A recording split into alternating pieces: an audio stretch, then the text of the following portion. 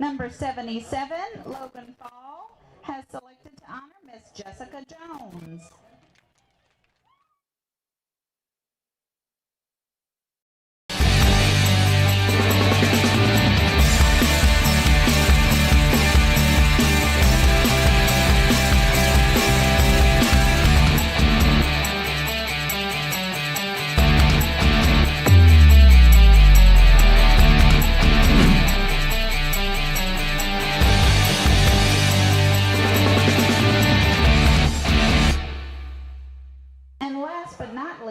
Welcome to the EATEL Game of the Week special Saturday night edition. This is my first time doing the Saturday night high school football, and it's a big one.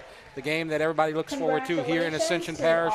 The war between East Ascension and Santa Ma, this time being played at the Pit. I'm Jeff Porsche, and we are here at the Pit, and Santa Ma just finishing up their shirt off my back awards to the teachers here at Santa Ma, and so we're going to take a short break and come back with some more pre-game.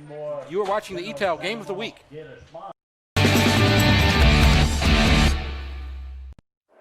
It's game day. A day that should be spent in the living room, not the kitchen. So next game, you just worry about the score, because we've got the food covered. With hand-battered, cooked-to-order, always fresh, never-ever frozen chicken fingers, craveable cane sauce, crispy crinkle-cut fries, and jugs of freshly made tea and lemonade. Raising Cane's Chicken Fingers, one love. Piku Builder Supply, your one-stop lumberyard, provides an extensive selection of quality building supplies for your new construction and remodeling.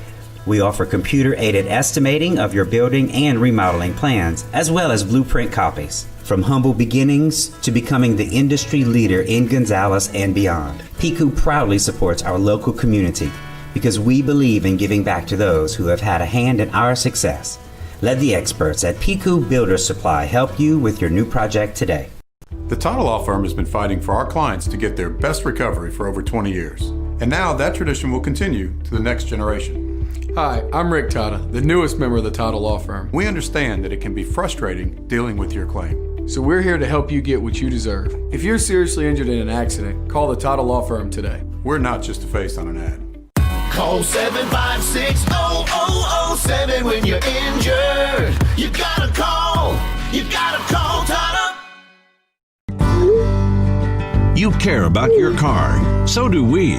Donaldsonville Glass and Body has been around for over 40 years, providing unparalleled collision repairs and customer service, especially when you and your car are having the worst day ever. When you demand exceptional workmanship, call Donaldsonville Glass and Body. Free pickup for your collision repairs and get it back as good as new.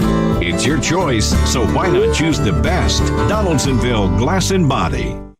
Dr. Brian Hollis is Ascension Parish's orthodontist. Dr. Hollis has an excellent reputation for bringing state-of-the-art technology and the highest standard of patient care to Ascension. He attended LSU Dental School, and he completed a residency to become a board-certified specialist in orthodontics. An avid supporter in our community, Dr. Hollis is married to Celeste Pyron Hollis, and they have 4 children. Dr. Hollis, Ascension Parish's orthodontist. Grow up smiling with Hollis Orthodontics. You've waited all year, and now November is here. Ross Downing Buick GMC Hammond and Ross Downing Buick GMC of Gonzales. Save $10,000 on new 2021 Sierra or 2020 Envision, $12,000 off at Ross Downing Buick GMC Hammond and Ross Downing Buick GMC of Gonzales. New 2021 Sierra, $10,000 off. 2020 Envision, $12,000 off. RossDowningHammond.com. RossDowningGonzales.com. Hi, we are live with the PPTV network, where one of the top athletes is about to make his important decision. We know his character, and nothing will hold him back. I'm glad to have my family and friends here for this choice. It's more than my career. It will affect the rest of my life. I choose Peak Performance Physical Therapy. The decision is in. Why choose Peak? Their reputation and their record of success is unmatched. When it matters most, another patient chooses Peak Performance Physical Therapy. Back to the game of the week. We're about less than 10 minutes away from the opening kickoff at the pit. East Ascension versus Sanamaw, the big game in the parish every year. I'm Jeff Porsche, and SWAC's taking a week off this week, and we're joined by a new analyst here tonight, and somebody that's not unfamiliar with this. Jeff Pyron, you were here for the interview with SWAC last week at halftime of the Dutchtown game. I guess you passed the audition. Welcome back. Yeah, Jeff, I didn't know it was an audition, but we were just talking about turf fields and some other things, and next thing you know, I get a call from Coach Wacker, and it's hard to tell Coach Wacker no, so went ahead and said, yeah, we'll do the Sanamaw EA game. Be a good rivalry, fun to be out here. Yeah, hopefully we'll be able to get SWAC back next week, but we're definitely glad to have you out here, and we're about 9 minutes or so from the opening kickoff, and you have a lot of experience with this. You've been on one side of the field here.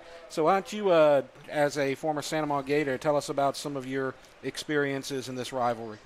Yeah, well, we always played East Ascension the last game of the season. And, getting ready for the playoffs, that was a big rivalry game, and emotions run high. And so I want to say sometimes in about the mid-'90s, toward the end of the '90s, they started playing it in the middle of the season, just to be ready for the playoffs, so they didn't have that big game. And but you always get up for this game. The general public and some of the parents and the kids, they roll in houses and having some fun out there. And look, a lot of times, I think it happened this week, we leave the stadium lights on. There's a police officer that spends the night in the press boxes just to make sure no vandalizing or anything happens on the actual field itself. And so big rivalry from that standpoint, but to actually play on a game, there's a lot at stake there. There's bragging rights for the rest of your life, depending on what happens on that field. All good friends out there. Yeah, and you've been on that winning side before, right? Yeah. We had I'm a 1989 grad of Sanamaw, and I think early on EA was on a 6-game winning streak, which I think is the most that anyone in the rivalry has is 6 games. I think Sanamaw has a 4-game streak.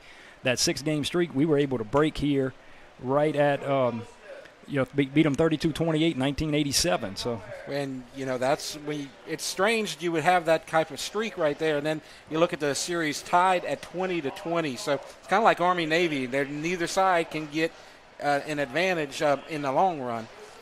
Yeah, that's right. I think the scoring too, Jeff. I think Sanamaw's right at 24 points a game they scoring, and East Ascension's right at 22. I mean, you can't get much closer than that. 20-20. The scoring's the same. I mean, a couple of overtime games here and there. I mean, really, really tight. And I think 3 overtime games, and the Spartans have came out victorious in all 3. And so we'll see what happens tonight, but definitely looking for a close game, huh? Yeah, I think so. And it's the first non-Friday night game in the series, and it's been consecutive since '79, except for 2005 because of Hurricane Katrina. And you look at the coaches there, Darnell Lee, he's 36-18 overall, 36-18, 51-35 overall. And then Coach O, David Oliver, he's been here 13 years. Doesn't seem like it, but it's been a while, and he's 80-54 overall. So these two guys are no strangers to this rivalry. They've been a big part of it for a long time. Oh, yeah, I guarantee you, Coach, they've been, trying to keep their players down this week as far as emotions go, because at EA, they got a mall over there. They always decorating it. It's a swamp, and you got to keep the players focused on the game, and you try not to get them too hyped into everything that goes on. But I know this year, they with COVID, Gators coming out. So the Gators, and they're in their traditional orange jerseys to play this game. And if people who aren't familiar with this rivalry, that's not their colors.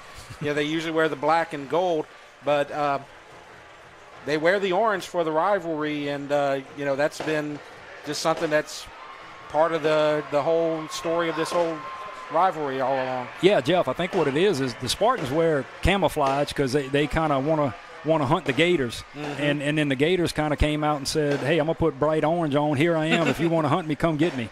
And so, a little bit of banter back and forth. But it works for both sides. And like I said before, you got to keep the players focused and on the game at hand.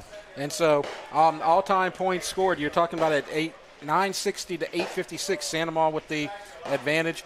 And in the 3 overtime games, EA won all 3 of them. You've done your homework there, Jeff. And, yes, sir. The 6-game streak. And talk about the largest margin of victory, Santa Maria 48, and then what we have here, EA with 29, 35-6, and EA leads 12-8 in Spartan Stadium, and we're at the pit. Santa Maria leads 12-8 over there.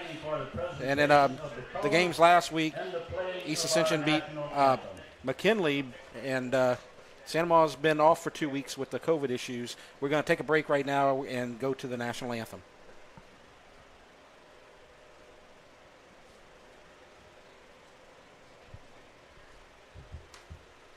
Thank you.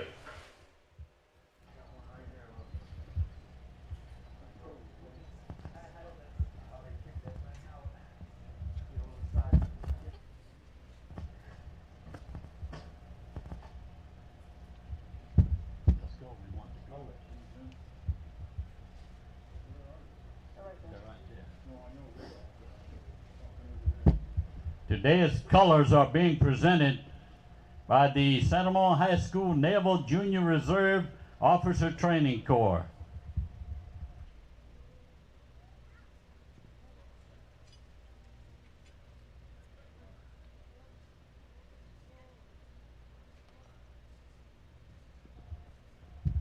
National Flag, Cadet Marshall. State Flag, Cadet Romero. Right Rifleman, Cadet Nevin G. Left Rifleman, Cadet Lambert.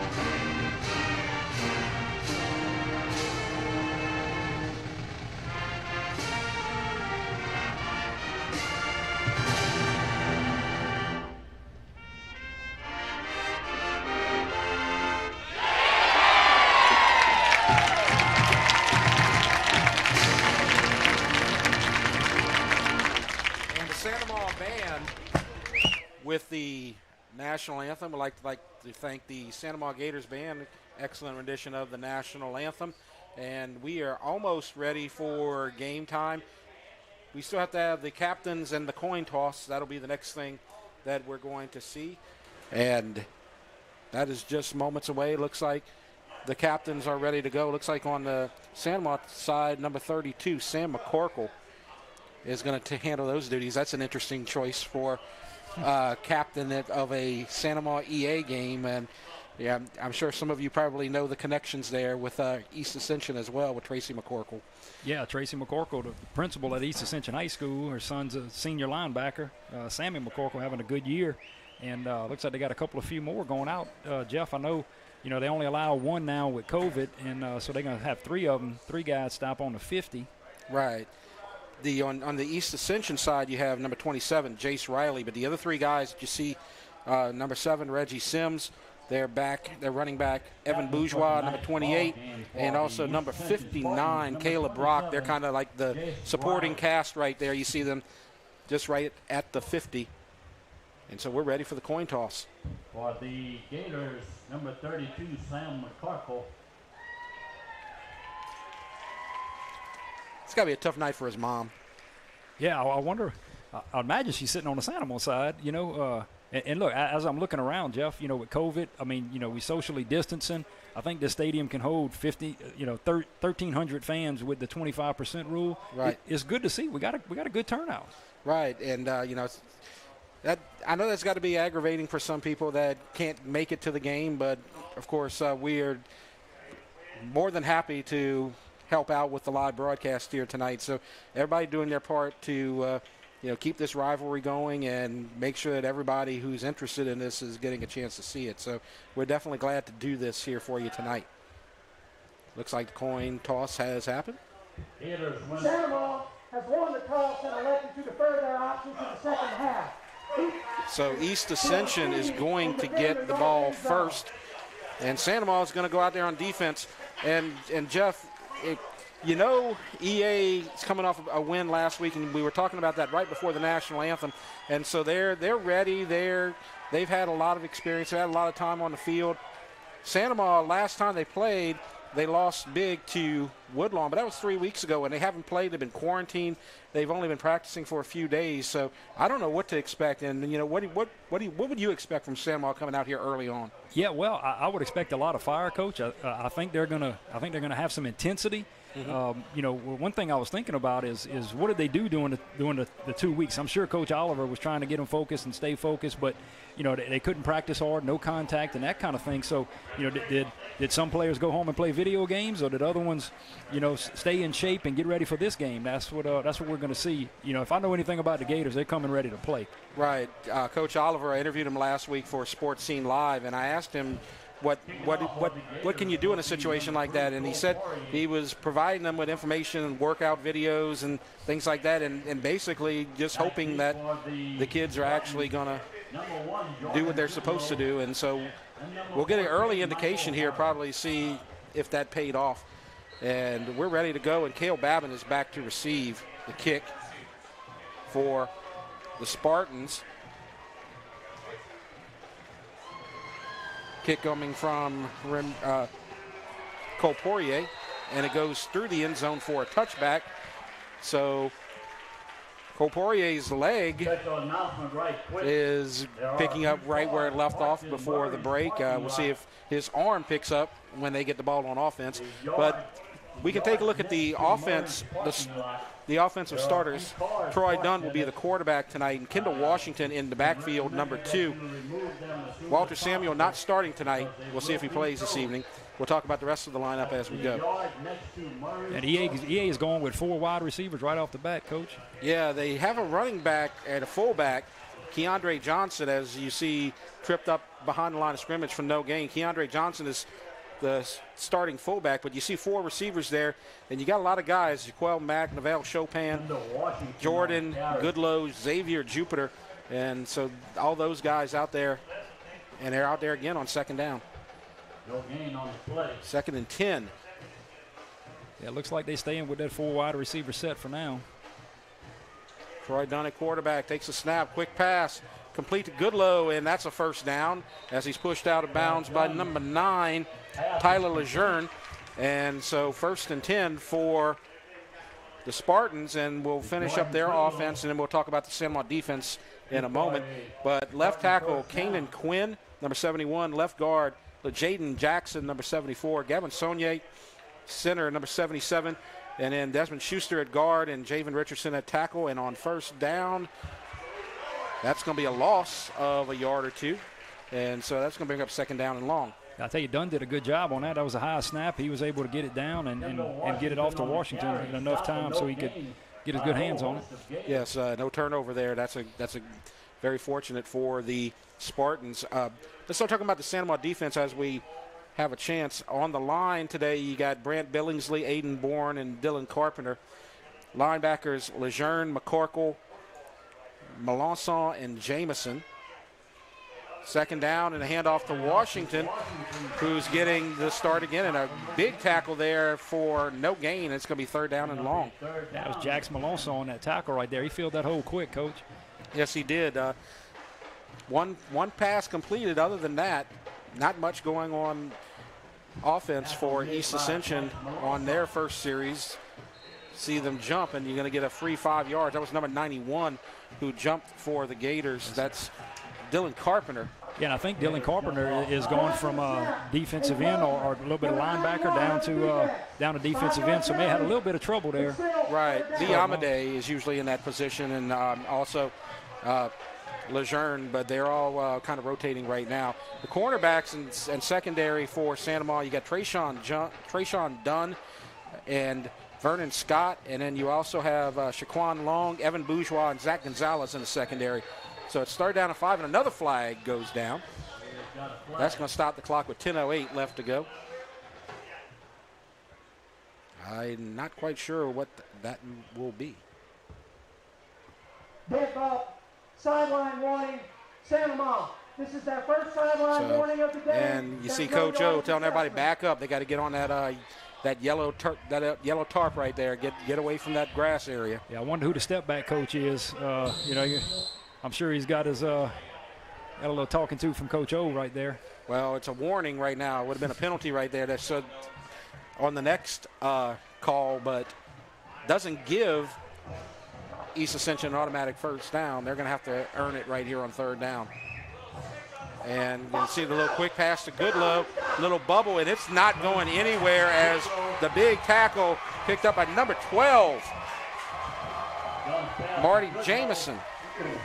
So Jamison does his job and wraps up for a 7-yard loss. Yeah, wow. East Ascension came out with trips to the left, Coach, and threw the little bubble screen out there, but Santa Maria was all over. Then no part of that one. So back deep to receive the punt, you have Juantez Paul and Bo Bursaday. I'll make that Remy Rizzuto back deep to receive the punt. And that's coming from Logan Kern, number 86. Or make that Evan Kern. And it's a short punt off the side of his foot. Santa Maria's going to have great field position as they take it at the 44. So that's a big turnaround right there. Great field position for the Gators. Yeah, I'm sure if Kern could have that one back, he'd like to put a little more boot into it, but looked like it came off the side of his foot a little bit, and definitely the Gators get the benefit of that short punt. Actually, back, when it hit the ground, it backed up backwards a little bit and helped the Gators out even more. It's about a 17-yard punt, so it's 1st and 10. They're going to say it was at the 45. 9 minutes left to go in the first quarter, no score. Let's take a look at Cole Poirier right now. He comes in at quarterback for the Gators. And it's a fake and a pass complete, and that's a gain of 5 for Rizzuto. So 5 yards on first down. Let's take a look at the Santa Maria offense as you watch the replay right here. Poirier to Rizzuto. And in the backfield, you have Reggie Sims at wide receiver. You got Taz Paul, Justin Starks, Noah Luke, Remy Rizzuto. You just saw him. And Nick Hebert at tight end. We'll get to the offensive line in just a moment, but it's 2nd down and 5. Now Poirier will give it to another back. That's Montarius Rodrigue. And he gets some good yardage as a backup on second down. It's going to be close to a first down. It's going to be 3rd and short. Yeah, that was a good hard run right there, Jeff. He put his head down and grabbed about 5 more after initial contact. Great run. Yes, and now 3rd and inches. And the offensive line that they're running behind is Caleb Brock, Mason Vaughn, Brant Blanchard, Jacob McCaskill, and Colin Weber. And they blew some good holes right there for Rodrigue on 2nd down. Now it's 3rd and short, shotgun. And it's going to be Rodrigue, and he's got it as he carries a couple of East Ascension defenders, and it's a first down for the Gators. One thing you don't see much that I noticed there, they had a big tight end in there for Santa Maria, number 83. Yes, Nick Hebert. Nick Hebert, yeah. And, he actually put his hand in the ground. He wasn't standing up. You don't see that much, close to midfield anymore in these days in the spread offense, but they ran right behind him and picked up the first down. Yes, good blocking and good job by the Santa Maria offensive line. And the 2-week hiatus doesn't seem to have hurt them so far here tonight on offense or defense. 1st and 10, 3 receivers left, 1 right, and it's a pass, and it's complete. And it's going to be about 4 yards, caught by number 17, Noah Luke. And so you see on the replay there, just a quick pass and taken down. Yeah, Luke just sat in the zone right there, and he was running trips to the left. One thing I'm noticing is both offenses are very, very similar. They're running 2 wides, 3 wides at times, but very, very similar in nature. Yes, a lot of teams in Ascension Parish run that type of offense. So 2nd down and 6. And this time it's an option keeper, and he's not going to get much. He's tackled by number 52 for the Spartans, Martez Scott. And so a short gain is going to be 3rd down and about 5, maybe 4. Yeah, and Scott did a good job there. His job's to contain, and he made Poirier cut back in where he had some help, and he was actually able to make the tackle there. Great job by 52. So Martez Scott and Jarrell Boykins on the line, along with Ashton Milton. Linebackers, Marcellus Taylor, Brenton Ragusa, Riante Jones, and Blake Thompson. 3rd down and 5 for the Gators. Looking left all the way, and that was nearly picked as they were looking to get Luke, but a cornerback was just standing right there in that spot, nearly got picked off. Yeah, that looked like a timing pattern. Poirier dropped back, and it looked like, he had a little clock ticking in his head, and he let it fly, but Sanamo receiver did a great job right there stepping in front of it. They're going to go for it on 4th and 5. The secondary for East Ascension, Kendrick Broussard, Justin Walker, Cale Babin, and Antoine Foster. Now you see the cornerbacks getting up close. And the play clock is down to 8. Now down to 5. And they're going to run a play, and he's looking around, dancing. He's in trouble. Now throws downfield. He's got a receiver, and it is caught. Down inside the 5 and in the end zone. Touchdown, Gators. Wow. That's some great effort there by the wide receiver, number 1, Ty Bell. And look at him. He's just carrying guys down there. Yeah, it looked like East Ascension was going to get him out at about the 2, and he just kept going. He was not going to be denied. Great run by Bell after the catch. Well, as I mentioned, one thing that I was going to be looking for is how are they going to respond to 2 weeks off and not a lot of practice, not a lot of time together. They look explosive out here so far tonight. They look really fresh, really fresh. Now the extra point coming. Poirier going to kick the extra point. And it is good. 7-0, 6:04 left to go in the first quarter. We will take a break. You're watching the EATEL Game of the Week.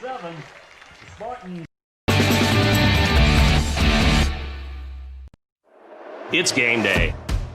A day that should be spent in the living room, not the kitchen. So next game, you just worry about the score, because we've got the food covered. With hand-battered, cooked-to-order, always fresh, never-ever frozen chicken fingers, craveable cane sauce, crispy crinkle-cut fries, and jugs of freshly made tea and lemonade. Raising Cane's Chicken Fingers, one love. Back to the action. It's Sanamo on top, 7-0. It's Jeff and Jeff here tonight. Jeff Porsche, Jeff Pyron. And Sanamo looks good on their opening drive. They look really good, and it looks like that 2-week break, we're going to see they look good coming out. Right. We'll see how the game progresses and how it goes down, but if Poirier puts this one in end zone, I'd say he's pretty juiced up. Yeah. And he put the first one in at a good drive there, and let's see. I'm pretty sure he's excited about this. Yes, he is. And so that's a good weapon to have, because Cale Babin's a good return man, but he's not going to get a chance. And so it's 1st and 10, and this is the final game of the season in District 5-5A. Catholic, the 20-yard line, the district champions, as they defeated Woodlawn last night, and so they finished with a 6-2 overall record. Woodlawn finishes 2-1 in district, and they are 2-2 overall. Dutchtown 4-1, 1-1, and then you have Sanamo 4-1 and 1-1. East Ascension 3-3, 1-1 in district, and then you got McKinley at the end. So we won't talk about that. Now, quite a few 1-1 teams, huh, Jeff? Yeah, that's a log jam right there for sure. All right. Now on 1st down, here's Samuel. He didn't get to start here tonight. He's the usual starter. We saw Washington earlier, but Samuel with the carry right there, and it's going to be 2nd down and about 4 after a 6-yard gain. Yeah, and Samuel's a sophomore, and I think Washington's a junior, so they got some youth in the backfield there coming back for next year too. Yeah, and it's a little thunder and lightning. Samuel's the bigger guy, and Washington's a more explosive back, but they're a good complement for each other, and they always have a good running game. 2nd down and 4. And Samuel's going to get it. He's got a 1st down. He's got a big hole. And he's through. He's past midfield, and he trips. down to the 31. So he's got a little bit of lightning in him too as he breaks through, and the turf monster gets him. Yeah. Look, right about the 35, he was running as hard as he could, and the turf monster jumped up and grabbed him and put him down. But man, the offensive line right there, last 2 plays, has done an excellent job up front with giving 22 the opening. Walter Samuel, he has 356 yards and 4 touchdowns on the season, 7 catches for 118 yards and a receiving touchdown. So he's a good one, and he's going to get it again. He's going to try the right side, and that time he's wrapped up after a short gain. So it's going to be second down and about 7. Yeah, well, it looks like East Ascension changing their focus a little bit. They brought in their senior fullback, Keandre Johnson, and using him in that tight end role, but as an up back. And he's doing some lead blocking, and looks like they committed to the run here on this drive, Coach. And after 3 runs in a row, they're going to give Samuel a break, and Washington's in the game now. And he's going to get it, but it's a flag as he tries the right side off right tackle, but a whistle, and we will see the call. Looking for this probably to go against East Ascension. Yeah, maybe after that first drive, they decided to do a little more running, 4 straight runs. Right. Their quarterback is Cullen Wheat, one of their 2 starters, as they basically split time. Troy Dunn's more of a receiver. He comes in as a receiver a lot in the combinations with Wheat at quarterback, but Wheat has a broken collarbone. He's done, and we're not going to see him tonight. It's going to be second down and 12. And I think Dunn and Wheat are both juniors too, so they'll be back next year. And there's Washington. He's got a big hole. Nice cutback, and then taken down from behind by Lejeune. And he's going to get about, we'll call it maybe 7. It's going to be 3rd and 4. That's some downhill running right there, Jeff. I've been watching Kendall Washington since middle school at Central Middle, and you want to get him the ball. He'll as he warms up, he's a tough back. Yeah, he's a guy that can take it to the house on any down, and we've seen that. We saw that last week in the game of the week against McKinley. He took one to the house from about 44. So it's 3rd down and about 3. This is a 2-down conversion area, most likely. Or it's a quarterback keeper, and he slips. And Dunn meets the turf monster that time, and it's going to be a loss of a yard, 4th and 5. Yeah, the Santa Monica defense did great on that. Defensive end was at number 90, Brant Billingsley. He did a good job making him cut back in. He lost some footing. And now this is where you saw Santa Monica score a touchdown on 4th and 5. Now let's see what East Ascension can do. 4th and 5 in the same general vicinity at about the 26-yard line. Yeah, one thing I'm noticing here, all the defensive linemen, linebackers came up on the line of scrimmage. They're all standing up. We'll see if they drop back in coverage, but right now they're bringing the house, and looks like they're going to call a timeout. Yeah, it looks like Coach Lee may see the same thing and says, hey, I want to take a little timeout and talk about this. So we'll keep it here during this timeout, and we can talk about the upcoming game of the week schedule. And it's playoffs week 1 next week. We're expecting Dutchtown to get a home game if they can get off of the COVID quarantine and actually play. Most likely if they play a game, it will be on Saturday. These 2 teams will be playing in the postseason as well. Most likely they will wind up being a visiting team. And I've seen some unofficial power rankings that have one of these 2 teams possibly matching up with Dutchtown. That would be interesting if that would happen. Yeah, you miss regular district play, and then you get them in the playoffs. Definitely would like to see Ascension Parish teams not playing each other first round. Let's get out a little bit and then see where the chips fall. But if that's the way it goes, we didn't have Dutchtown and EA and Santa Monica play each other this year, all 3 together. But we seeing one here, and maybe in the playoffs we can get another team in. Right. In the unofficial power rankings that I've been watching as of this afternoon, East Ascension and Santa Monica are in the low 20s, and playing each other probably will not be enough to push them into the top 16. But Santa Monica, we're talking about here tonight, the home team. But Dutchtown, as we said, they're most likely going to get a home game. They are unofficially at 11 right now. So now it's 4th and 5. It looks like Coach Lee brought Kel Babin in, the speedy, strong safety.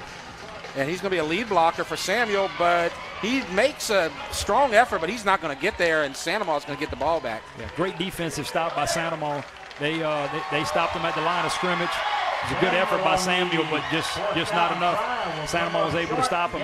Turnover on downs. It's a bit of a surprise, 4th and a long 5, and you have some really explosive receivers in Goodlow and Chopin, and he decides to keep it on the ground right there. But they've been getting great yardage on the ground that entire series, so I think they were just going with the hot hand right there, and it kind of just failed right there. Yeah, I was thinking a little bubble screen was going to happen, but after 4 straight runs, Sandomal decided, hey, we're going to stop this.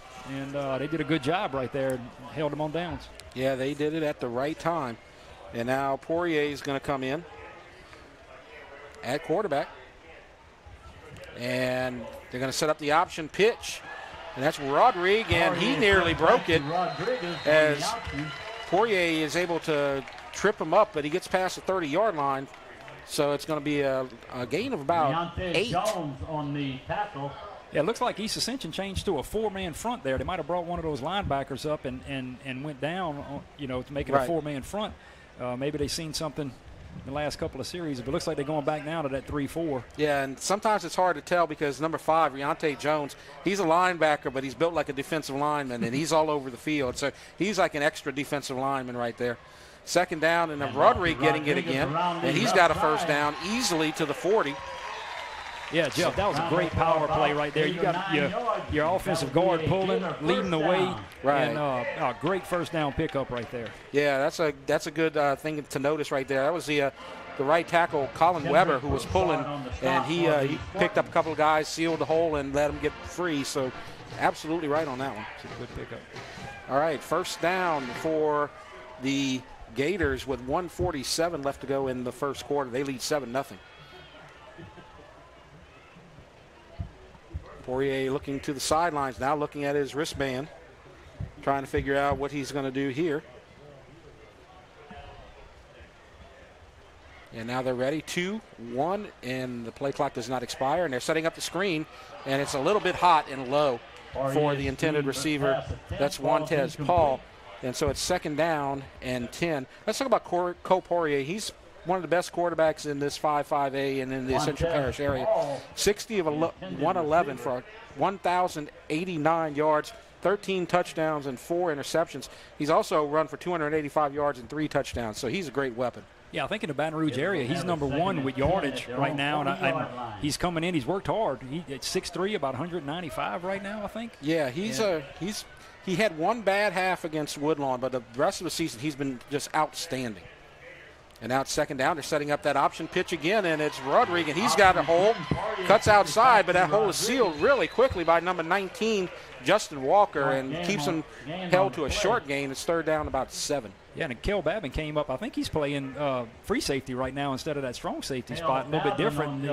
He came up and finished up. But that's a nice play, that option play that he has. Cole Poirier really drew the defensive end in and then made a good pitch. Yeah, so you haven't seen Reggie Sims here tonight. Montarius Rodriguez getting the start. He's a senior. And 3rd down and a quick pass right, and it is caught. Nice catch. Nice job of keeping it from hitting the ground. Justin Starks. And it's a 1st down again for Santa Monica. So we look at the replay, and you can see he was able to get that. Yeah, Poirier put that on almost a back shoulder pass, but in this case, I guess a back knee pass. Yeah. And Starks was able to make a very good catch on that. Very good play, 1st down. Yes, definitely not trapped. He was able to hold on to that, and 24 seconds left to go here in the 1st quarter. This could possibly be the final play of the opening quarter. Successful one so far for the Gators. And there's Poirier. And it's a fake. He's looking left, now throws up the middle. Caught at the 30, to the 20, to the 15, to the 10. He's going to score. Touchdown, Gators. Noah Luke, number 17, broke about 4 tackles. Beautiful pass and catch and run. Look at that, breaking through the secondary. And the fans are so excited. They broke those tackles as well. Yeah, Luke came across the middle on that. It was a very, very good run route right in the pocket of the zone.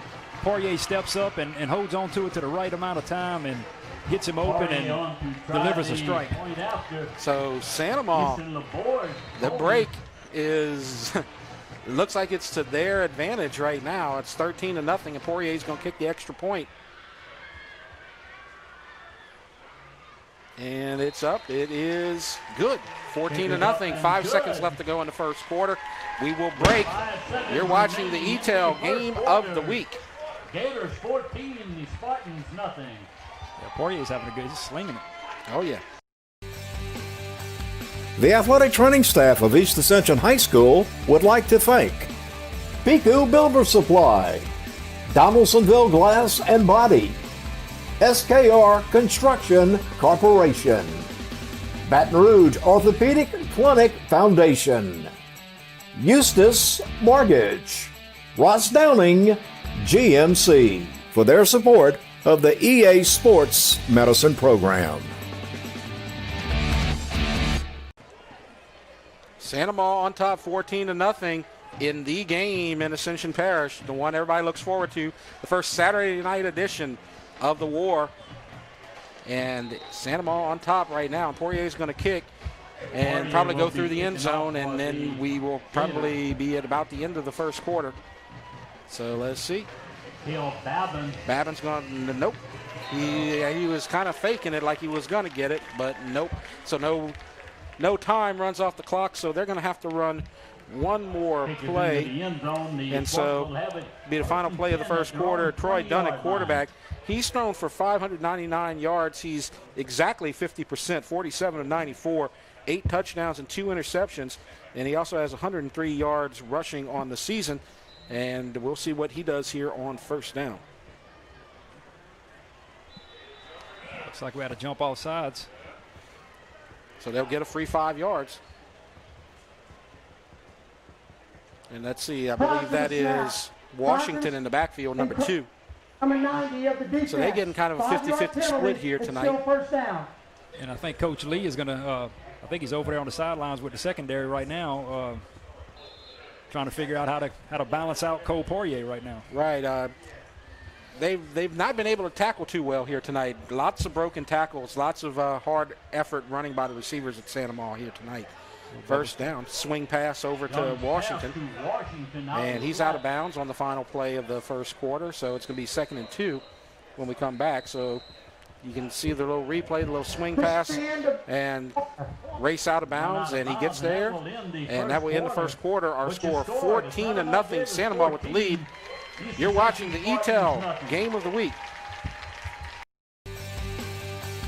The athletic training staff of East Ascension High School would like to thank Piku Builder Supply, Donaldsonville Glass and Body, SKR Construction Corporation, Baton Rouge Orthopedic Clinic Foundation, Eustis Mortgage, Ross Downing GMC for their support of the EA Sports Medicine Program. So maybe we'll mention that. All right, the second quarter is ready to begin, and it's going to be 2nd down and short. And a little conversation we were having just now, a familiar voice back out here at the pit here tonight. Yeah, Mr. Leroy Robert is on the PA system for Sandoval tonight. He's a long-time Sandoval PA guy. I think it's been about 12 or 14 years. So I think when some of the Sandoval faithful heard his voice, they looked back up and said, man, that sounds familiar. Where you been? But appreciate Mr. Leroy coming out and doing that for the pit. Absolutely. And so 2 yards on that last play after the penalty, and so it's 2nd down and 3. Need to get to the 30. And Dunn in Washington, little tight formation here. You see Chopin a little tight to the left. 4 receivers still in the game. And it's a quarterback keeper, and he is met, and maybe a short gain. But number 32. Yeah, that's Sam McCorkle, man. That was a great tackle by Sam. He seen it. He filled the hole, and right. And that was, he got low. He got low, and he stood him up. He did. He showed some power on that play right there. Absolutely. So now 3rd and 2. On the tackle, and McCorkle. 3 receivers left, 1 right. It looks like Sandoval's bringing up Lejeune, and then outside linebacker spot, kind of like a defensive end. Sport the left, 3rd down and 2. It's like Santa Mo's running a little man-to-man here. Could be, and they're just going to run it up the middle and get the first down. They needed 2. They got 3. Kendall Washington right up the middle. First down for the Spartans. That was a good job of blocking up front by that big Spartan offensive line. They are some big guys. Yes, wow. They are. They got huge guys on the offense and defensive line, and they're deep, too. Because they can rotate guys in and out and stay healthy all game. That's going to be the challenge for Santa Mo here tonight, most probably. And now it's 1st and 10 from the 31. And a high snap, but he gets it. And there's a handoff to Washington, and they lose a yard. I tell you what, right up the middle, you see number 44 right there. Jax Malosson, he was able to make the stop and went along with a couple of guys, but it's a short gain, 2nd down. Yeah, and Jax's dad was a big linebacker playing for Santa Mo as well, so following in his dad's footsteps there was a great play. And Brent Billingsley was also in on that tackle, number 90. Kel Babin in at tailback. You started to see him a little bit last week. He did get a touchdown against McKinley. And he is very explosive. 2nd down, and they're setting up the option. It's going to be a keeper and taken down. That's McCorkle again, right? Yeah, McCorkle, man, he's running sideline to sideline, and I'm wondering if Dunn should have pitched that one. He might have had a little opening, and it closed quick, but it looked like Babin could have got a few around the corner there. He may want to take that one back, but there's no telling what he's seen down on the field because he cut it up pretty good, but it looked like he could have pitched that one. So now it's 3rd down and 11. 3rd down and 10. East Ascension looks like the team that's kind of out of sorts right now. And a little fake and a pass it's dropped. Chopin had enough for the first down, but it was stripped away and incomplete. Coverage there by Shaquan Long, number 29. Let's take a look at this here. Yeah, it looks like he had it in his hands, and a great play right there by the defensive back. Kind of knock it out of his hands, and Kern will have another chance here to see if he can get a good foot on it and try to pin the Gators back a little bit. Yeah, he had a punt earlier that was a little bit short off the side of his foot. So Rizzuto and Paul are back to receive, and this time it's a line drive and a great bounce. Great punt. It's not gonna. It didn't look pretty on the field, but when you look at it in the stat book, it's gonna look like an NFL. That's close to punt. 50 yards, Jeff. I mean, 45, 47 yards, and like I said, it's the outcome, right? Absolutely. And, so he came back, Kern, right there, and redeemed himself from his first 17-yard punt, and looks like the Gators will. About the 21-yard line? They'll start 21, 22-yard line. Right, and their first drive, they started on the East Ascension side of the field, about the 45. So this is a chance to finally flip the field for the Spartans. May have been the break they needed. Absolutely. We'll see what happens. Now Poirier, he's been on fire here tonight. And this time he is, they put out that fire. That's Jarrell Boykins. One of the best players you're going to see in this entire parish. Yeah, he's going to the next level, Coach. He's a load. He is going to be hard.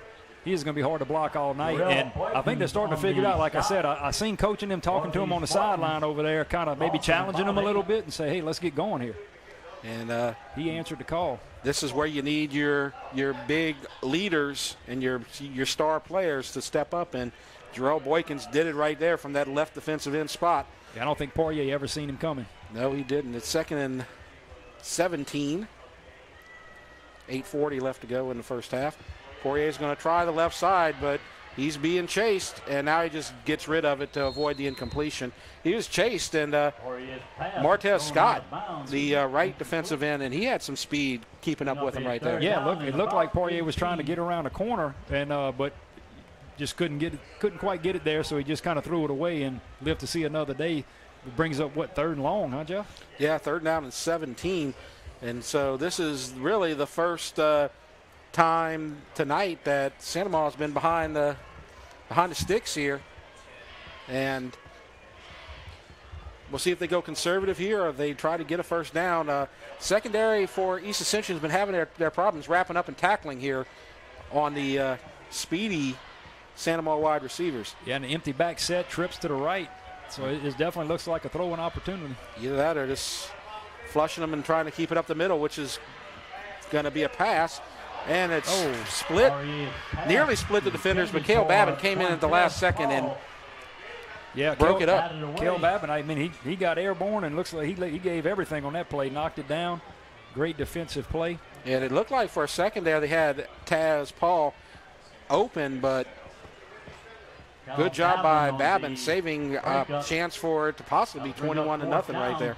I tell you, Jeff, I go back to Jarrell Boykins in that first down play, setting the tone for this series. Great job by Boykins. Absolutely. This is where a good player on a good team steps up. And this is where East Ascension might be able to get the field flipped and get a chance to get good field position. Poirier sets up a line drive punt, and it's a good bounce, but it goes straight to Babin at the 45. He's to midfield, and then he's taken down. Still good field position, though. See a nice tackle there by number 44 for the Gators. Jax Melanson, we've called his name a few times. Yeah, I think that just was a good bounce. You normally don't see that too much when it bounces, but it looked like it bounced straight to him. Look, Cale Babin's a center fielder over there for Coach Cade Cowan, so he's used to fielding balls on the ground. No problem right there for him. Handled it well.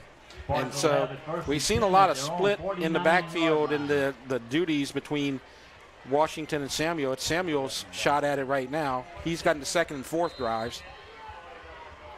3 receivers left, 1 right. Done in at quarterback. Quick pass, caught by Chopin. You need to get him in the game, and he gets free. He's got a lot of speed, and he is just shoestrung. The shoestring tackle kept him from possibly going the distance. Wow, that was saving tackle there. But I'll tell you what, that was a great run after the catch. That play was designed to come back over the middle, but he felt the pressure, and he turned on the dime and quickly got out to his left down the sideline and made something happen. That's great patience. Seeing that the play was not developing where it was supposed to and just pausing and let it develop in the other direction. First down. There's Samuel. And he gets a few. Just a little bit of perseverance for a short gain.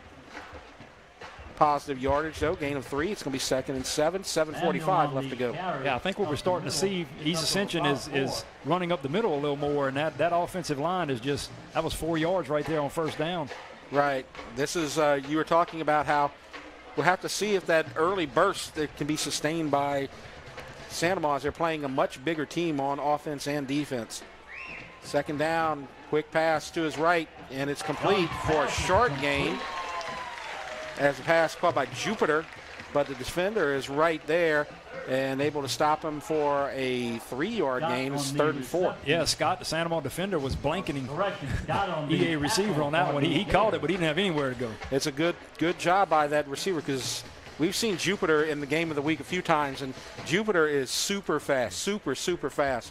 And if you give him an inch, he's gonna cut outside and break it. So good job there. Down in 4 yards for the Spartans. 4 receivers, 2 left, 1 right. Samuel in the backfield.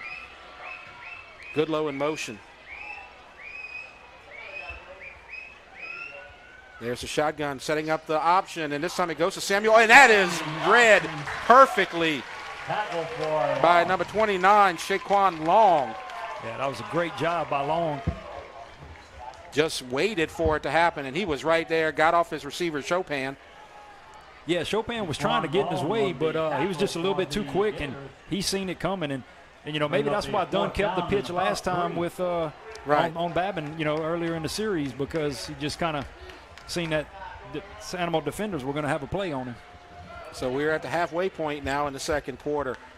All Santa Maria so far, but EA driving 4th and 2.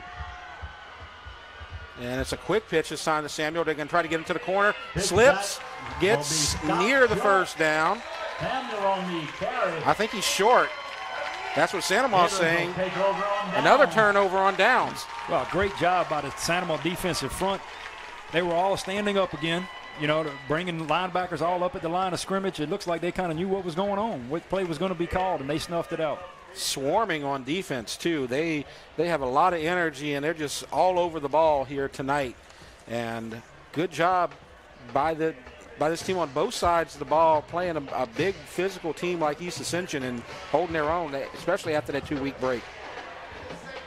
That's right. You got to think the EA defense is going to get a little winded here before too long. Santa Maria's kept them on the field, that's for sure.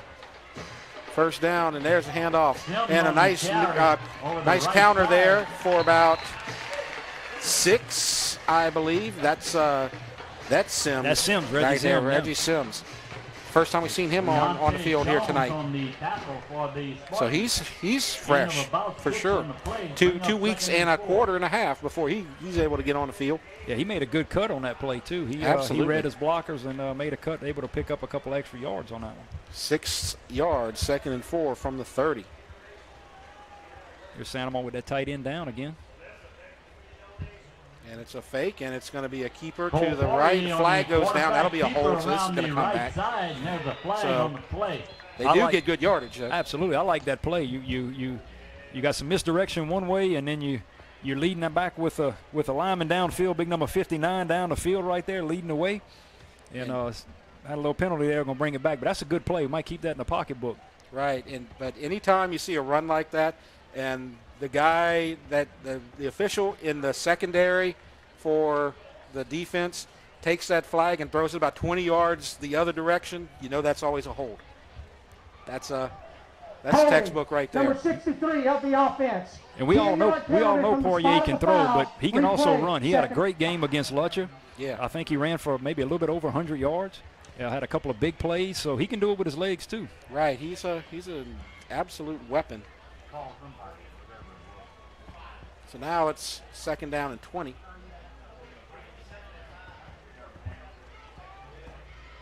Looks like EA's going man with a free safety deep on this one. They thinking he's going to throw.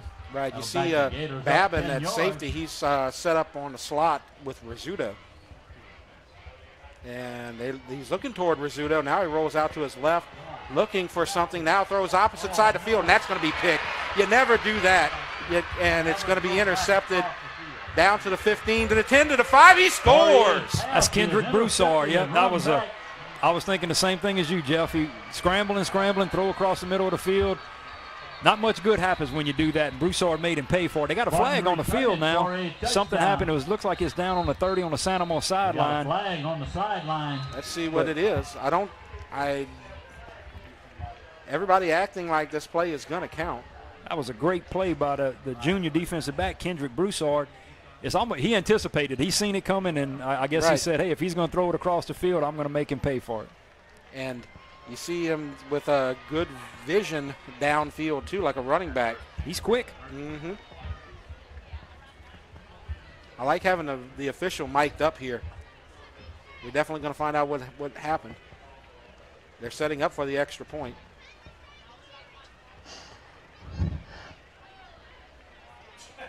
On interference.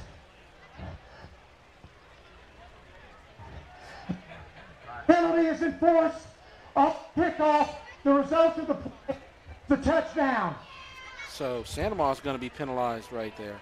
I think you said sideline interference? Yes. I think they were getting excited. They were all huddling down, I guess all the players and everything else getting a little excited with the interception. But I believe they called that on Santamon. On Santamon, yeah. That's interesting.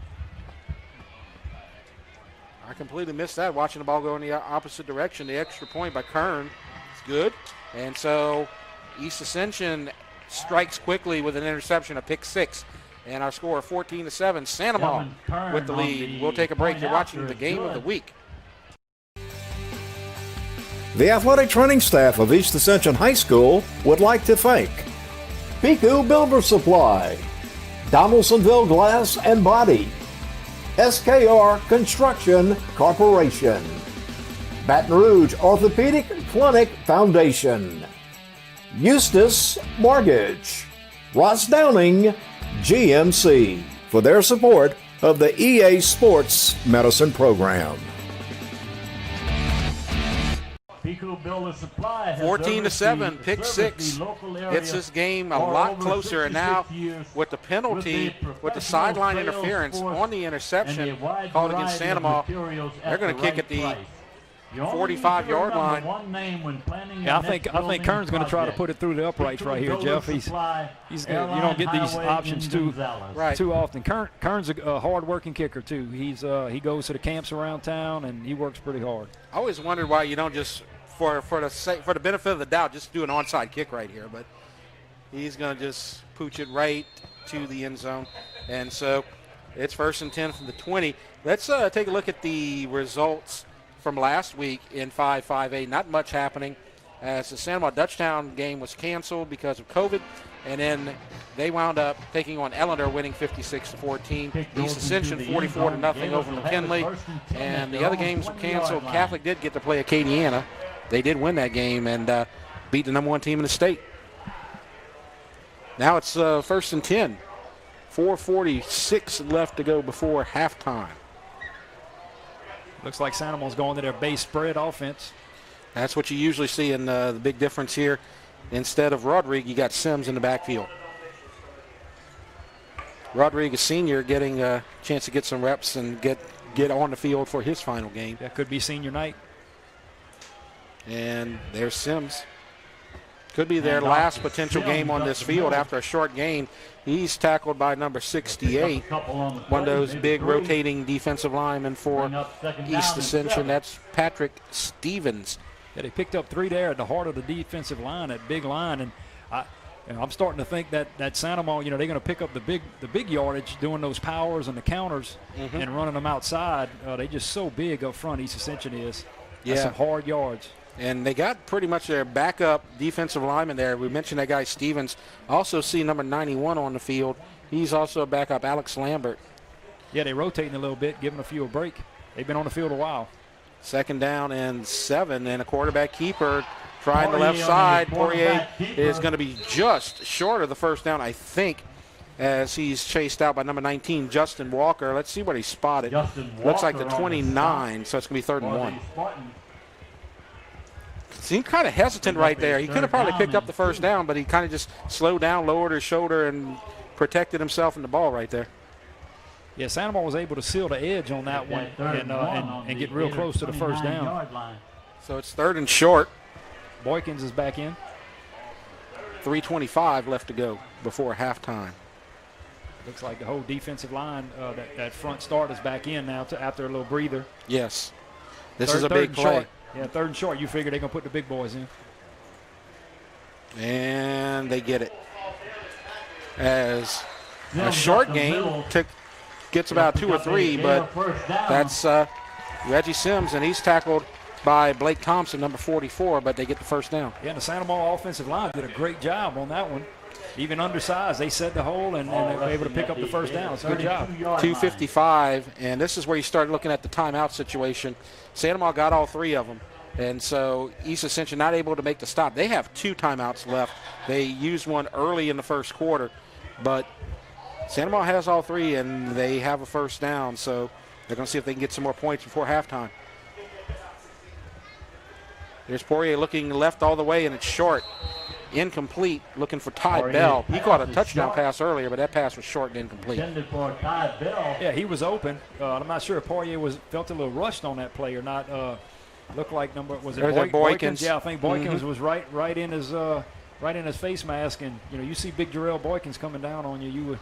You may decide to get rid of it a little bit quicker too. Well, he had to carry him for about 5 yards on that previous 3 and out because he just rode him for a sack. So, yeah, you'd be a little nervous, I would think. Yeah, you start wanting to know where number 42 is. 2nd and 10. And Sims again, and this time nothing.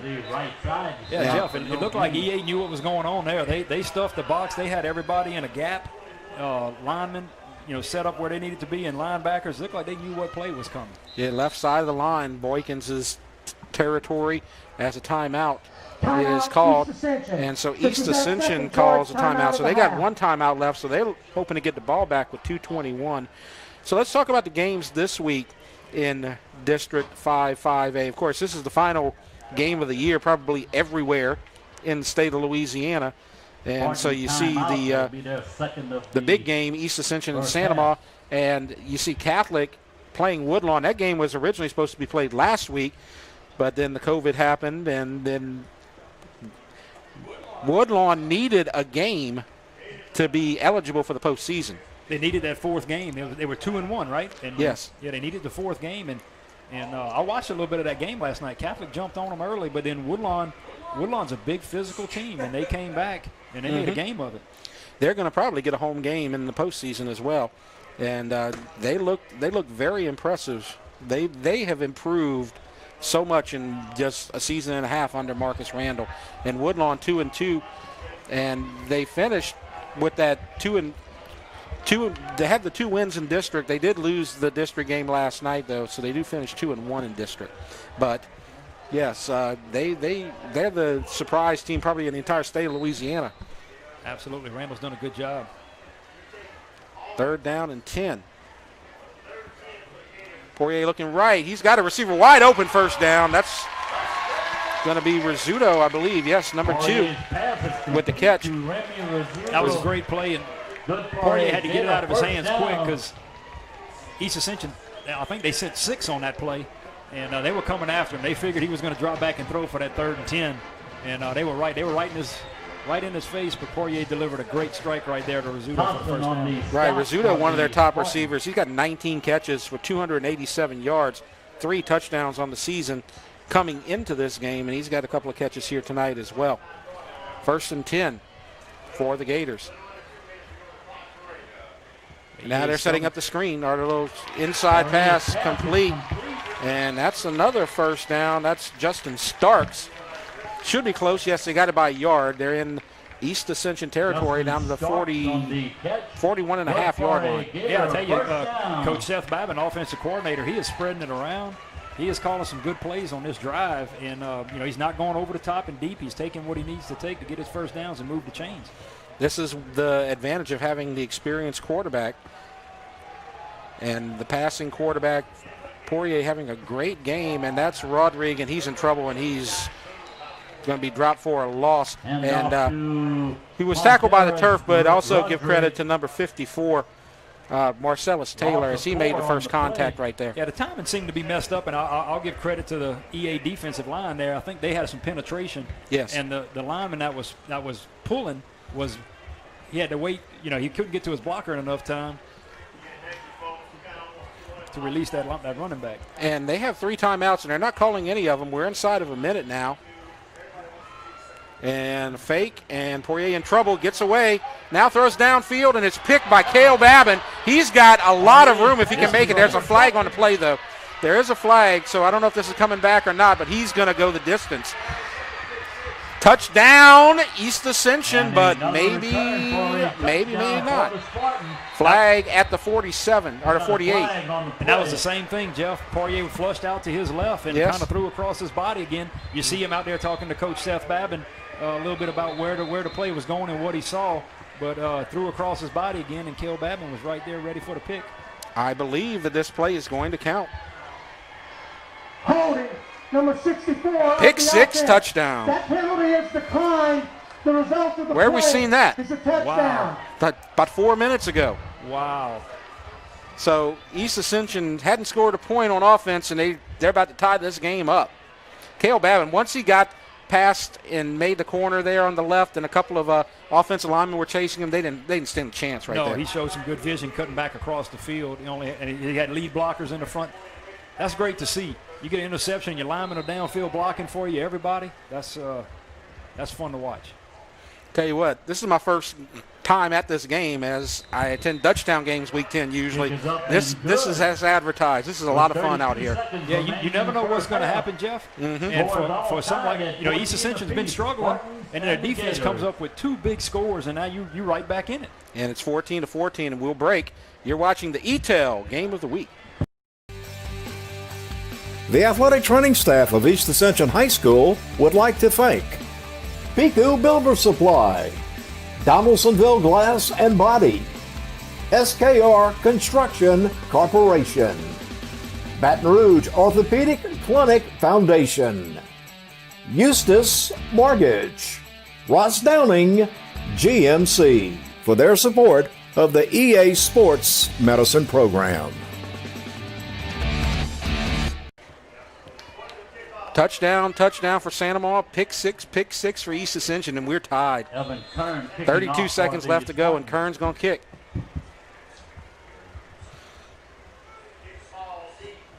And it's going to be taken at the 2. That's Paul to the 20. I believe that was Paul. No, it's DeAndre Taylor. Excuse me. Jeff, as far as rivalry goes, in the state of Louisiana, I'll put this rivalry up against anybody. EA, Santa Monica, you never know what's going to happen. This morning I'm watching ESPN, and they're talking about the Bedlam series, Oklahoma and Oklahoma State. Look, I'd rather watch Santa Monica EA. You never know what's going to happen. Well, the thing about it is these guys have been here forever, and this is just classic Ascension Parish. The two original schools here on the on this side of the river, and they live down the street from each other. Sometimes the school lines are literally street by street around here. So less than 5 miles apart. Absolutely. So one kid in one neighborhood might grown up with another kid, and they're playing on different teams here tonight. That's the thing that you love about games like this. Households are split. You may have your mom or dad going to Santa Monica and East Ascension, and you never know what's going to happen, who they pulling for. Kevin Gray on the stop. And then you got some kids who are starting for one team and their mom's the principal at the other school. So, like we talked about earlier. So we're going to get to halftime, and we're tied up at 14 apiece, East Ascension versus Santa Monica. And we're going to have halftime entertainment for you and possibly an interview. So stick around. We'll be right back. You're watching the EATEL Game of the Week.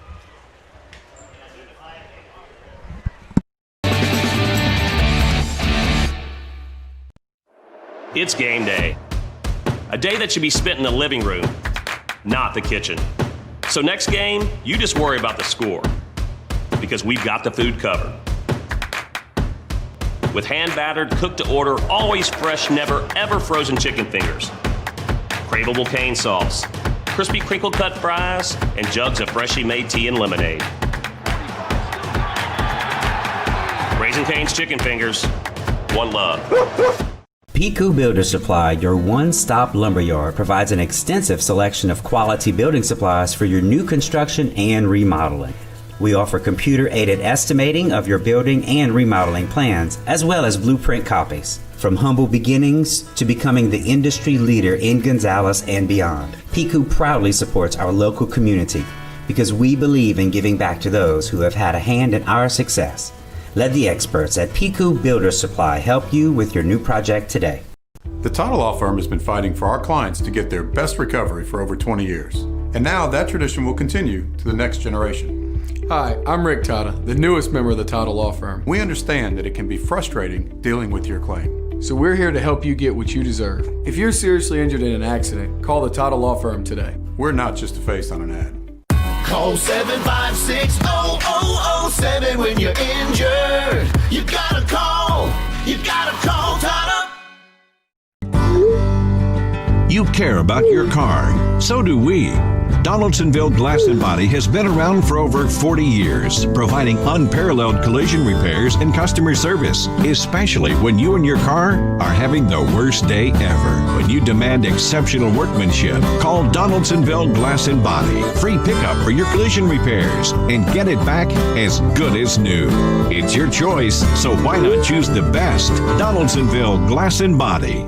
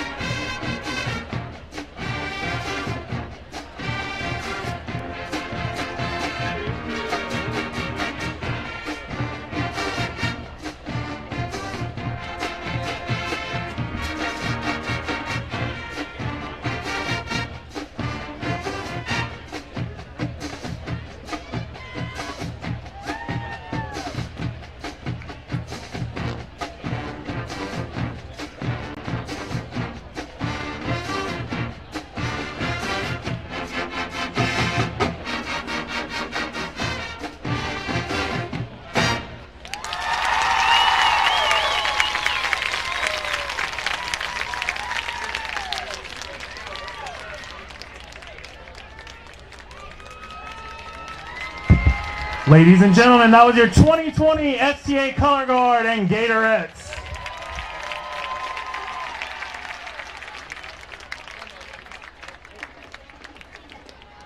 So performance from Santa Maria High and the Gatorettes, and good job done by them and the Santa Maria Gator Band. And we're at halftime of the game. East Ascension Santa Maria tied at 14. I'm Jeff Porsche, and we're going to give Jeff Pyron a little break right here and bring a little guest into the booth. And so we welcome James LeBlanc from Santa Maria High, and it's good to have you out here. Oh, it's a blessing. It's always a blessing to have EATEL here filming the game of the week, so we continue to be blessed to have y'all here. Yeah, and it's been a great one here so far, 14-14, but you know, it's not just a game when this stuff happens, and you know, we brought you out here to talk about the big thing, the shout out, and talk about all that type of stuff that's been happening. So what was it like this week? Yeah, so it's you know, anytime East Ascension and Santa Maria get together, it's a community event. You know, and back in 2008, we brought back the Santa Maria EA shout out event, which is a huge community pep rally. But most of all, it's an event where we raise money for these schools. And when you start talking about raising money, you start talking about over a 12-year period, $174,000 per school. That's not $174,000 total. That's $174,000 per school since 2008. The 2020 money is not all counted up yet, but we look for definitely to go to anywhere between $180,000 to $185,000 by the end of the year. And so what did that consist of with this whole golf tournament? Talk about some of the things that happened at the golf tournament this year. So this year was, you know, we had 180 players at the golf tournament. 180 people played, and that is one of the largest fundraisers for this shout out event. Now that's not the only event. You know, we have this year with COVID, we cut back on the amount of events that we have, but we usually have a big golf tournament. We usually have a big jambalaya dinner, and then of course that's what raises the most money. And of course we have big major sponsorships. With COVID this year, we didn't ask our major sponsors to give this year. I don't know how much y'all know, but for the last 12 years, EATEL has been the major corporate sponsor of the East Ascension Santa Maria shout out event. You know, without the contributions and the dedication of EATEL, you know, the event couldn't even take place. So again, very, very blessed to have EATEL. And of course, you know, I don't know too many coaches and I don't know too many principals across the state of Louisiana that would turn down $174,000 over a 12-year period. Absolutely not. And you saw the photo a little bit earlier, and the people that you saw there, of course, in the middle, you saw Darnell Lee. Yeah, that's right. And Coach O, David Oliver, and then you had the captains for both sides. EA, you had Brett Hughes over there on the far left, and on the right, you had Santa Maria captain Camille Trebeau. Yeah, that's Camille Trebeau, and what they do is, you know, we got them crazy names in Santa Maria. Yep. But those guys are the guys that pretty much make sure that the golf tournament does everything it's supposed to do, raises the money that it's supposed to make, and of course they do all the pairings of the people. You know, you got 2 EA people and 2 Santa Maria people that play against each other all day long. So it's just a big community event. But like I said, the big thing about this golf tournament is the amount of money that it raises, you know, for these 2 schools. Yeah, and you know, you were talking about like all the things that happen, and you had to cut things short this year. I know some of our viewers want to know, are there going to be any events related to this that may happen later on during the school year, or are you just going to go with everything again next year as normal? So the plans are for this year is to continue to monitor the COVID precautions and see what phase we stay in with the governor and what phase we stay in across the state. I mean, we would love to do a couple more events before the end of the year, but if not, we're going to roll with the money that we got, give it to the schools, and then pick back up in 2021. But our hope and our pray is that you know, the COVID restrictions get loosened a little bit, and we can at least have a good jambalaya dinner, and of course the horseshoes and the cornhole competitions between the schools. So there's, before, let's talk about if COVID wouldn't have hit, there's an event that takes place every day, so it starts on Monday, and there's a different event between the schools that take place Monday, Tuesday, Wednesday, and Thursday. And, of course, the big shout-out on Thursday night at Lamar-Dixon, and, of course, the Friday night games either on Burnside or here at Santa Maria in the Pit. So we just cut back on those events for this year because of COVID, but I feel strong that 2021 is going to be even better for us. Right, and we all definitely share those sentiments. But, of course, the game here tonight, and that's what everybody looks forward to. That's the big culminating event. And you look at all the different coaches in the series, East Ascension, and, back in the day, back in the 80s when East Ascension was on top, Van Lambert 6-2. Yeah. And you see all these other coaches. But when you get a rivalry like this, and Jeff was talking about this, you get a rivalry that's, literally people down the street from each other playing on different teams, and we're talking about one player's on one team and the principal's on the other team. Yeah. And and the series is 20-20. This is just one of those series that's just like special. It's so special. I had the luxury of playing for East Ascension 82, 83, 84, and 85 when Coach Lambert was the head coach at East Ascension. Take this opportunity to recognize. We've been very, very blessed. And I think I'm the only I think I'm the only East Ascension starter that's the Booster Club president for Santa Maria. So sometimes I don't know where I want to be, I guess. But we blessed. And, this is a great rivalry. And, of course, the rivalry has been going on, like you said. We tied 20-20. Great game here tonight. Great turnout. I'm even more impressed with the fans that are here tonight, adhering to the COVID restrictions on both sides of the field.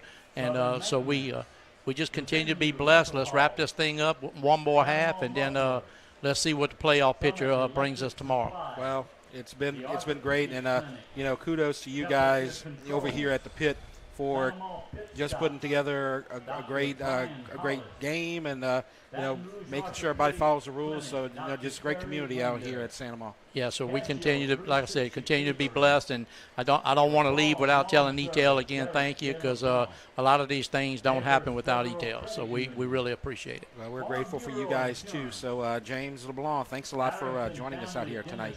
Thank y'all. Y'all, we'll try to get y'all out of here quick when the game's over with. I appreciate that. All right. So you're welcome. We're at the half, 14-14. We're going to break and take a look at some commercials. So we'll be right back here watching the EATEL Game of the Week. You've waited all year, and now November is here. Ross Downing Buick GMC Hammond and Ross Downing Buick GMC of Gonzales. Save $10,000 on new 2021 Sierra or 2020 Envision, $12,000 off at Ross Downing Buick GMC Hammond and Ross Downing Buick GMC of Gonzales. New 2021 Sierra, $10,000 off. 2020 Envision, $12,000 off. RossDowningHammond.com. RossDowningGonzales.com. Piku Builder Supply, your one-stop lumberyard, provides an extensive selection of quality building supplies for your new construction and remodeling. We offer computer-aided estimating of your building and remodeling plans, as well as blueprint copies. From humble beginnings to becoming the industry leader in Gonzales and beyond, Piku proudly supports our local community because we believe in giving back to those who have had a hand in our success. Let the experts at Piku Builder Supply help you with your new project today. You care about your car. So do we. Donaldsonville Glass and Body has been around for over 40 years, providing unparalleled collision repairs and customer service, especially when you and your car are having the worst day ever. When you demand exceptional workmanship, call Donaldsonville Glass and Body. Free pickup for your collision repairs and get it back as good as new. It's your choice, so why not choose the best? Donaldsonville Glass and Body.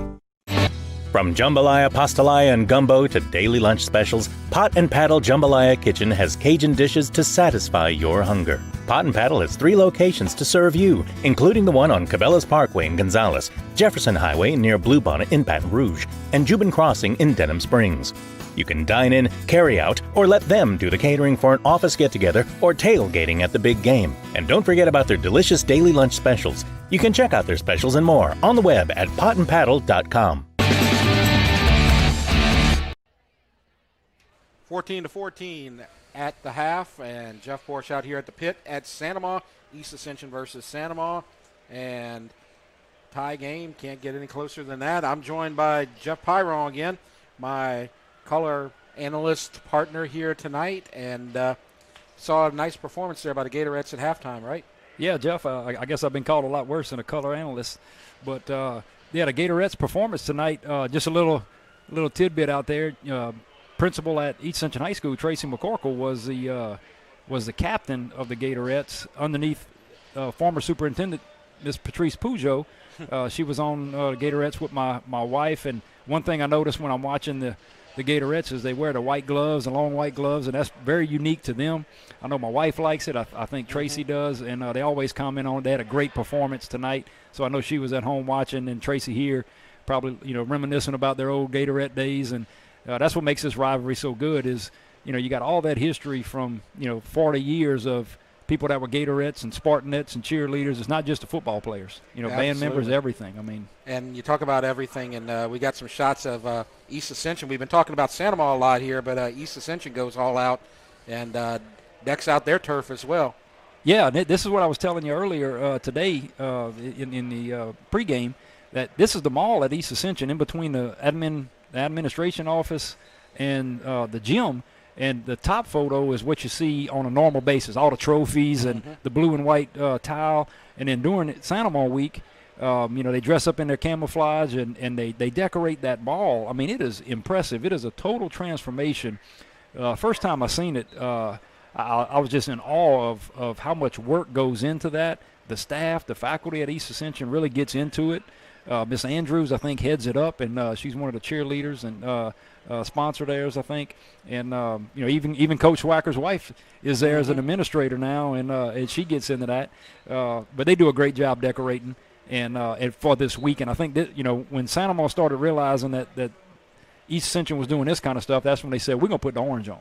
We're gonna put the orange on and come here we are. If you want to come hunt us, here we are. Come get us if you want to do it that way. Yeah, always a lot of fun. And you were out here last week when we were doing the game of the week, interviewed at halftime by Swacker. As you see the Orange Saturday, November 21st, and that's what we're doing here tonight. But I know a lot of people, it was the Dutchtown game we were covering last week when Swack was interviewing you, and I know that there might be some people who didn't watch this game who are watching this game because it's their teams here playing here tonight. And I know that I have to ask, based on last week, because I got to make sure that I keep Lyle happy and make sure I keep the audience happy. So everybody's going to want to know. So we're going to put you on the spot. Next year's at Spartan Stadium. Is there a chance that game's going to be played on turf? Yeah, look, we I appreciate that. We are working really hard. And so last Tuesday night, we recommended to the school board the engineer, and he's going to hit the ground running. A civil engineer that's put in 16 to 17 fields up and down the river from Iberia Parish all the way through South Plaquemines and Lafourche and Terrebonne. And so we feel we got a consultant that has worked and understands our soil up and down the river and has put in so many fields. Part of the selection committee, we had some ADs on there. They made some phone calls. They feel comfortable with him. He's ultra aggressive, and we're going to ask him to run some budgets and put a schedule together, and see if we can get all four. We got some things to consider. Graduation.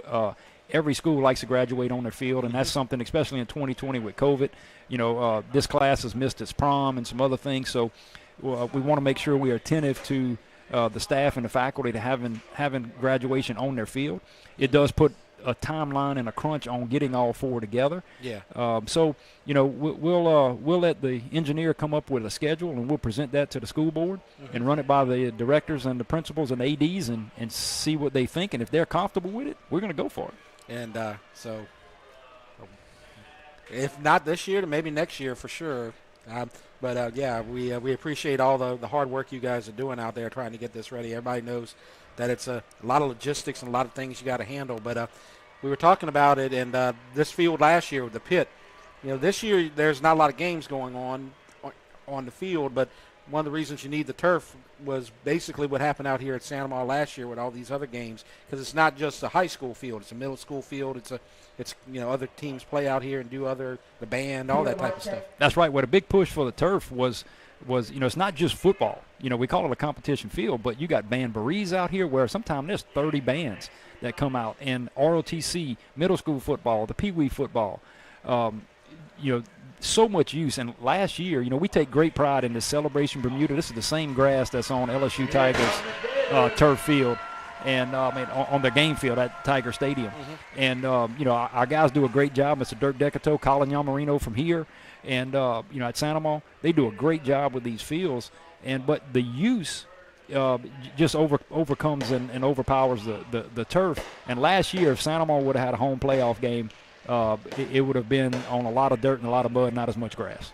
Yeah, so that's really important. So we appreciate you guys and what you do, and trying to be forward thinking and getting all this happening as quick as possible. So thanks a lot for that. The other thing that happened this week, Prairieville High. So yeah, what are they going to be? I think Coach Wacker was trying to get me to leak the information or not, but so the Strategic Plan Committee Tuesday night agreed to, after the survey went out, that it's going to be Prairieville High Hurricanes, and the colors are going to be navy and green.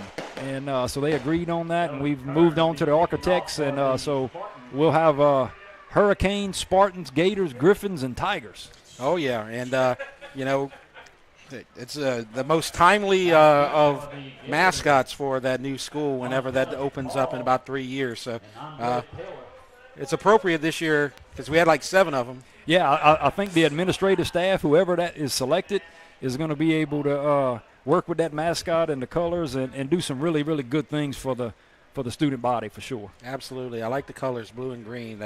That's a unique one for this area. And so I'll be looking forward to that, and we're looking forward to the second half because it's about to begin. Santa Maria's going to get the ball to start out here. So Kern's going to kick it off, and the second half is about to get underway as we wrap up the regular season here on the EATEL Game of the Week. It's a short kick to about the 15, and they're going to try the far side, and that's not going to get them very far. That's number 19, Briar LeBlanc. Yeah, Brian LeBlanc. Looked like EA Kern went with the pooch kick instead of trying to kick it deep, and looks like it worked out because I don't think it was a very little gain, if any. Huh? Not too much. And now we are going to see the two sides that have been on the field every time there's been points on the board here, as you had 2 touchdowns from Poirier in the first quarter, make it 14-0, and then the second quarter 2 pick sixes by the East Ascension defense. So this has been where the action has been so far here tonight. 14-14, 25-yard line, 1st and 10. I hope that EA defense rested up a little bit. I know they fired up because they got 14 points, but they was on the field most of the first half. They were. 3 receivers left, 1 right. And it's a play fake, and they're looking to the left now, throwing it, and up high and incomplete. Looked like they were trying to get to perhaps number 17 right there, Luke, but you see right there, Babin was ready for it, and then they just kind of went quickly to Rizzuto right there. Yeah, it looked like defensive end or linebacker Blake Thompson for EA was containing there, and Poirier didn't know what to do. He didn't know what to do. It was a little stalemate there, and I think that threw Poirier's timing off a little bit and caused that incompletion. And he might be a little jittery right now because he's thrown a couple of interceptions at the end of the first half. So I know in his brain, it's like, I can't make another mistake right there as well. Yeah, kudos to Seth Babin, though. I mean, he's hey, let's get back on the train real quick. Mm-hmm. Yeah. 2nd down, and that's going to be a keeper, and that's going to be a loss. And you can't run on that line very often, and number 54 comes in, Marcellus Taylor, and he wrapped that up fast. Yeah, he sniffed that out real quick. He's seen it coming, and he just destroyed the whole play. So now 3rd and 12. As we mentioned earlier, Santa Maria came out on fire, and they had that 2-week break for the COVID quarantine stuff. And you talked about it. This is about the time of the game where you're curious to see how they're going to come out. As you know, they had a little bit of spark early, but now East Ascension's defense is kind of stepping up. That's right. Yeah, look, Coach Babin right here is going to do a stack trips to the left. He's got Rizzuto, and he's got Not enough for a first down, as he's going to be wrapped up. Nice open field tackle by Justin Walker right there. It's going to bring up fourth down. Yeah, that was because he was open, but he just couldn't shake that one tackle. And look, he got rid of one defender, but couldn't quite get past the second one, and ends up bringing up fourth down. And that's the difference in the secondary here after the first quarter. Lots of broken tackles. The secondary couldn't wrap up on a couple of passes, and that resulted in some touchdowns. But right there, Walker wrapped them up real quick and kept them from getting a first down. Yeah, Jeff, I'm going back after that third or fourth series. Coach Lee, he challenged some boys. I seen him on the sideline, and they responding. All right, now Poirier's going to punt, and this is a line drive shank. I'm not sure if that was wasn't to the 43. I'm not sure if it wasn't touched by Tiandre Hayes. That was close. I can't tell if it was tipped or not. He was close. Yeah, we're not going to. It's definitely possible, as it was kind of. It took a quick shank move to the left to the Santa Maria sideline, but they're going to get great field position. Yeah, he was close. I think he tipped it. It might have been. He was close. You don't see very many punts like that, especially from a guy as experienced as Poirier. It wouldn't surprise me if that was touched. Now look, EA's coming out with 6 offensive linemen, not a tight end. And an I formation. Yeah, I formation, and the tight end position is played by number 71. And there's a handoff to Washington, breaks one tackle, but doesn't get much more after that. Gets about 3. Yeah, I'm wondering if EA went back in and said, hey, we're going to use our size and we're going to start pounding this thing. Yeah. You don't see power I too much in these spread offense days. No, not around here. That's for sure. No teams around here really run that or hadn't been really part of their repertoire at all. 2nd and 6. At that time, number 44 wraps it up. Jackson Melanson, he had initial contact on the previous play. Didn't wrap him up, though, but he held on to him right there. I'll tell you what, that's impressive by the Santa Maria defensive front. Probably hadn't practiced much for a power eye, and it comes out, and first play gets 6 yards. After that, they stuffed that one out. They're quick, and that's the difference. East Ascension's line's huge, but and Santa Maria's line's not huge, but they're fast and they're getting the job done. When they get in that power eye, you got to have gap responsibility and you got to be disciplined. So now it's 3rd down and 4, and they're going to try a quarterback option keeper, and that's not going to happen. As you see, lots of guys right there going to wrap them up. It's going to bring up 4th down. This East Ascension offense has not done much at all here tonight. I tell you got to give kudos to Coach Thomasy right there. 3rd down, that's about the 3rd or 4th time we've seen on 3rd down where he stands that whole defensive front up and just blitzes through the gaps and gets into the backfield and causes disruptions.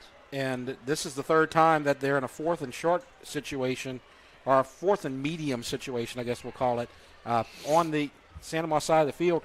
And they were not able to convert the other 2 times. So this is the 3rd time they're going to try it, see if the 3rd time's a charm. Yeah, now they're back in the shotgun. This is their traditional spread offense.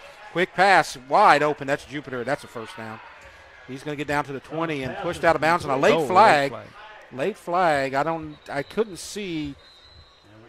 There was some type of contact there. Let's look at the replay right here as they're going downfield. Did they get his face mask? Somebody might have grabbed the face mask. I might have been Jupiter. No. I don't know. I saw I think that's what they might call there. That was a good play by Coach Lee's offense there. Yeah. Pass was completely Javier. Kind of a little, you can tell if it was play action or not, but it looked like Santa Maria bid on it, and Jupiter was wide open. It was just a quick pass, but I think they may be calling Jupiter for grabbing a Santa Maria defender's face mask. And I saw the Santa Maria defensive lineman, one of those guys, pointing in that direction. So I don't know. That's the best I could interpret from that replay that we got right there. Here it is again. Quick pass, and he's going downfield, and watch. You're going to see some. You see right there? You see grab the face mask right there. So, yeah, great job by the replay guys out here. Have the best in the business around here. Looks like and now they're going in another direction. Number 30 of the defense. Oh, that could have gone. First down. Well, you had me starting to think about a rule there is even if it's on the offense, do you get the first down and then the penalty? Yeah. Yeah, I was starting to think that way, but, yeah, it looks like this one went against Santa Maria.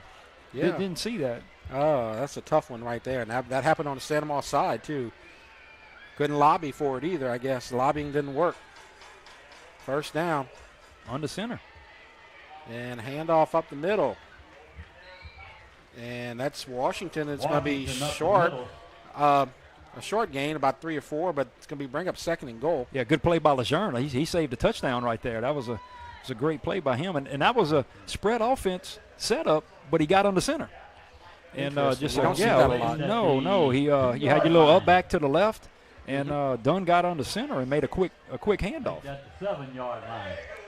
And so now it's 2nd down and goal. Oh no, it's actually 2nd down about 7. They can get a 1st down at the 1. Passing into the end zone, and that's incomplete. No, great job by McCorkle there. He read it the whole way. I'm not sure if he was blitzing or just seeing what was going on, but he was not fooled. McCorkle was right in Dunn's face the whole way, and he really didn't have an option but to throw it away. Yeah, knocked them to the turf on the pass, so he had to just get rid of it quickly to avoid the sack.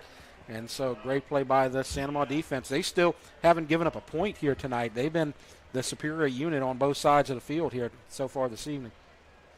Yeah, and I'm starting to see a few Santa Maria defenders holding their hips and that kind of thing. I'm wondering, it's the longest time they've been on the field for sure. Absolutely. 3rd down, about 6. And a fade to the end zone, up for grabs, incomplete. Chopin had it. Could not keep it. And so good defense there by number 29, Shaquan Long. He's made some nice plays here tonight. Yeah, there was a lot of hand checking going on that play for position. They were both fighting pretty hard on it. And we're going to get a field goal here from Kern, or at least a field goal attempt. Yeah, a little right hash, and looks like it's going to be about a 25-yarder. From a kicking perspective, these get kind of tough when you're on that hash. The high school hashes are so far out, it shrinks that goal post a little bit and makes it tough. Let's see if Kern can handle it here. Kern is going to be the holder, and Kern's going to be the kicker. 35-yard it's up. It is wide right. Wide right. No good.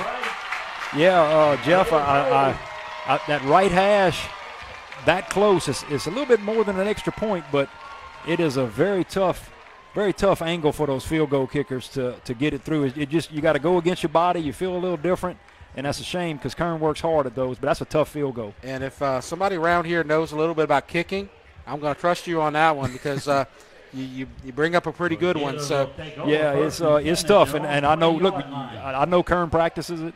My son practiced it. That's what goes on, but it doesn't take away the toughness of that kick. So I feel bad for Kern. It's a good try, good effort. And but that's a tough kick. It's not a leg issue. He has enough leg. Yeah, absolutely. Just a weird angle for sure.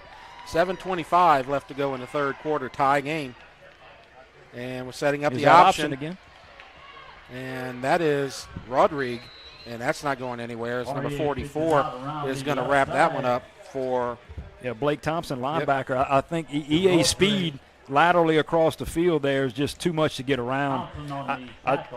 I would still like to see Santa Maria run some of those powers. Maybe that's what Coach Seth Babin is gearing up for. Kind of setting it up. But they've run that option play a couple of times, and I hadn't seen it break big yet. Yeah, it looked a little hesitant there. It looked like he was going to just straight pitch it out to him, and then kind of fake that. Then they set up for the option pitch, and by that time, play just didn't have time to develop. Absolutely. Yeah, I wonder if it's a true RPO or if it's a direct pitch. A little tough to tell from that angle. Now we got an empty backfield. And 5 receivers, and the pass in. Oh, I thought that was going to be a one-handed interception by Riante Jones. And that would have been another pick 6. Man, yeah, he had nothing but green in the front of him. It looked like he just put up his big left paw there and just couldn't come up with it. Looked like they were trying to hit Noah Luke on the crossing route, but linebacker just stayed right in his spot and nearly picked it off. So now we're going to have another we're going to have one back in the backfield. It looks like East Ascension knows when Santa Maria goes to that empty back set, it looks like EA's starting to understand what's going to happen there. Wouldn't be surprised, or I'd be curious to see if he would just keep it right up the middle. As a little bit of pressure, though, coming from behind, and he is going to be dropped for a sack. And that's Riante Jones again, number 5. The linebacker dressed up as a defensive lineman. Yeah, and look at him right there. He takes him down along with a couple other guys. He did. Poirier tried to step up in the pocket there, and the secondary of East Ascension did a good job of guarding the receivers because Poirier just couldn't go anywhere with it, and then the defensive line got him. It seems like the momentum is turning more toward the East Ascension side now, especially in this situation where they're going to get good field position right here, barring something very unusual. Yeah, I mean, Cale Babin set up at his own 45. Babin back for the Spartans. And no pressure this time, and it's a decent punt. It's going to go out of bounds around the 45. Yeah, I don't think Santamon wanted to give it to Cale Babin, to Speedy Babin. No, he's already scored once here tonight. Oh, a couple of late flags. They got a little skirmish, Coach. Got a little, absolutely. Yeah, they got some temper starting to flare and rivalry coming out. And it looked like Poirier, the last two kicks, you had the tip that last time, but it looked like he was coming to the near sideline with the punt the whole time.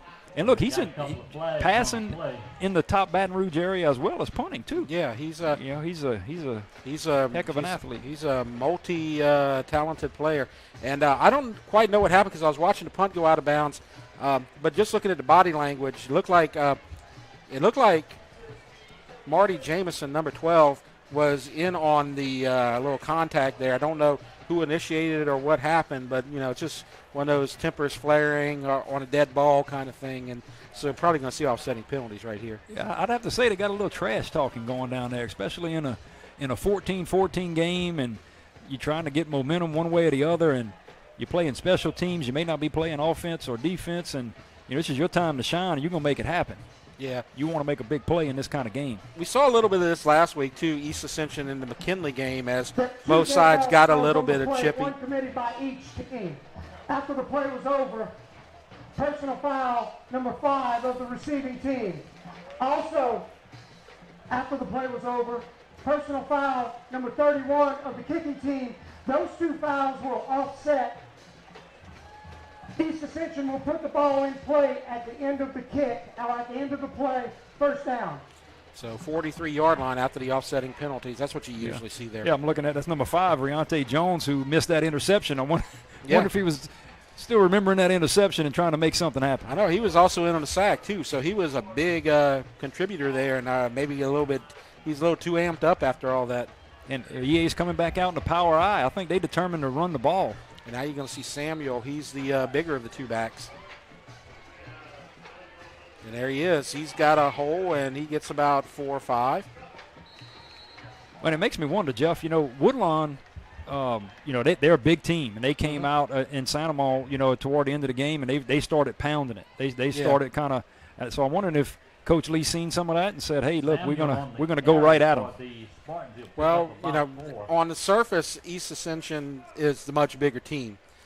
And so that's kind of, if you just kind of look at it, superficially, absolutely, that you want to run that ball right up the middle on that smaller defensive line. But Santamon's not afraid of them, and they got a good scheme going there. No, they stopped them the last time on it. So they have not given up a point here in 2.5 quarters.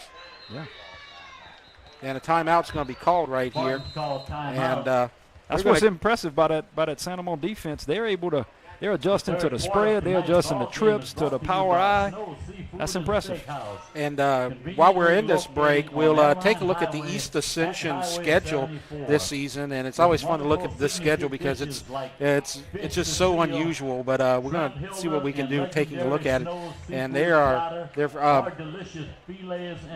coming off the win last week against McKinley, and there it is right there. They're 3-3. They won 2 in a row, and they looked great against Warren East in a big comeback win in 2 overtimes. Their best win, their signature win of the season. Then they had that bad loss against St. Charles Catholic where they had a chance at the end and then didn't pull through. Catholic and Bird are 2 really, really good teams, and they're 3-3. They had to pick up Bird from a cancellation. Right, that was when Dutchtown had to cancel. And look, you go play Coach Charles Monica down in St. Charles. Mm-hmm. That's a tough game no matter who you're playing. Absolutely.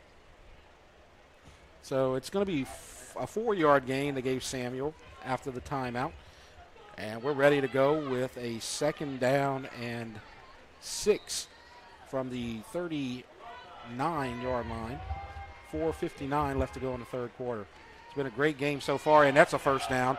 And cuts outside. Samuel will step out of bounds at the 29, but good run, smart move just to step out of bounds, avoid contact, and get the first down. Yeah, and that was that power eye, more the traditional power eye without a tight end, but, able to get off tackle there.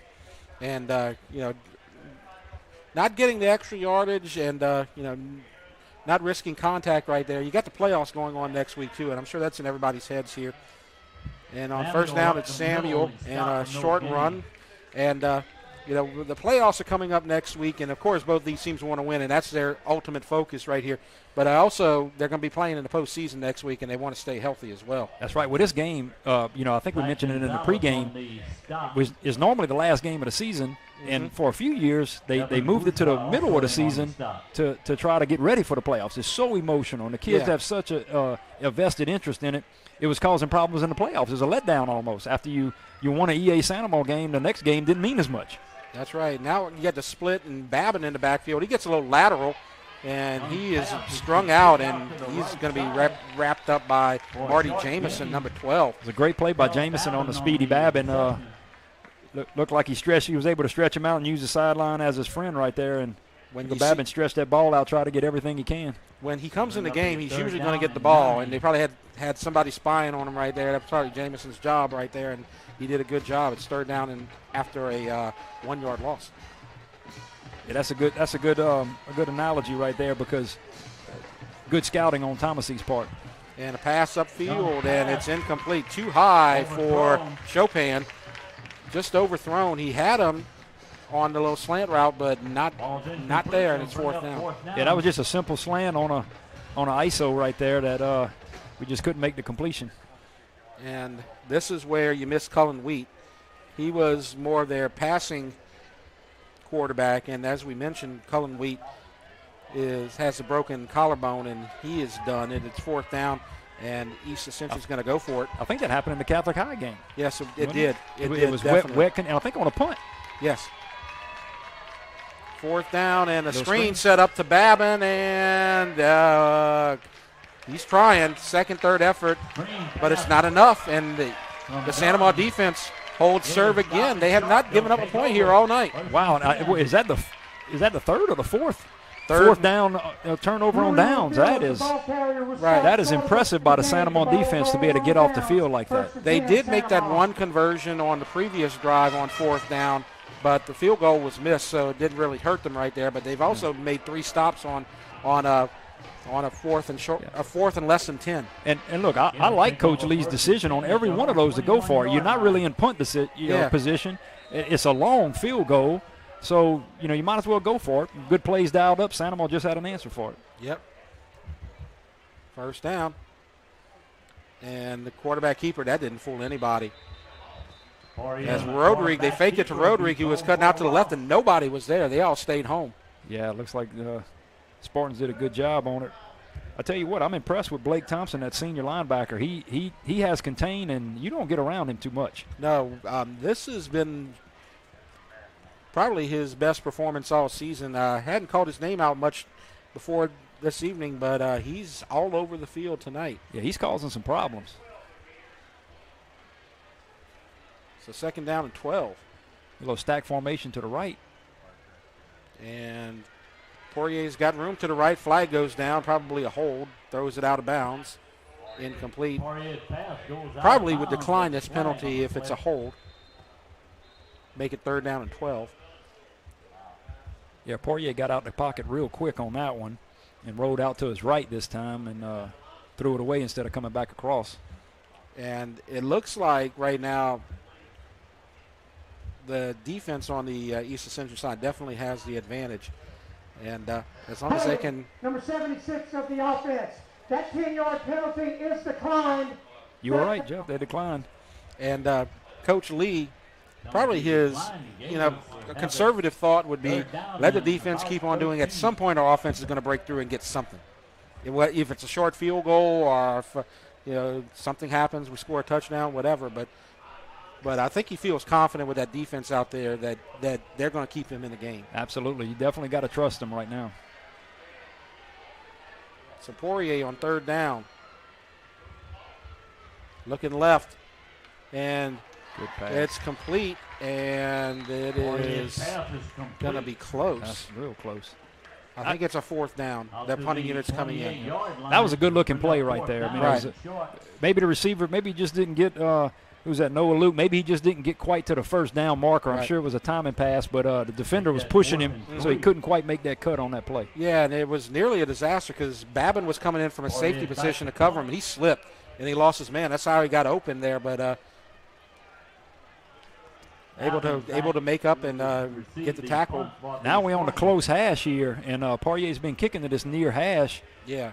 So him being the quarterback right there, looked like he put a little fake in the eyes. Let's see if he punts out of bounds again. Yeah, it looks like he's right. He's off a little bit here tonight. It looks like. Yeah, that's 3 punts right there, all to the near sideline. They definitely not kicking the Babin. Yeah, and he's not feeling any pressure, but it's just they'd rather put the ball right there than have Babin explode on you, and I'm because sure the defense is doing an outstanding job here. That's right. I'm sure Coach Oliver would like to get about 10 more yards out of that and get them on this side of the field, but Santa Mo's defense has been playing good, so let's go. 1st and 10 from the 45. It's 14-14, but both of EA's touchdowns have come on pick sixes as they jump off sides but get back. That was a hard count right there.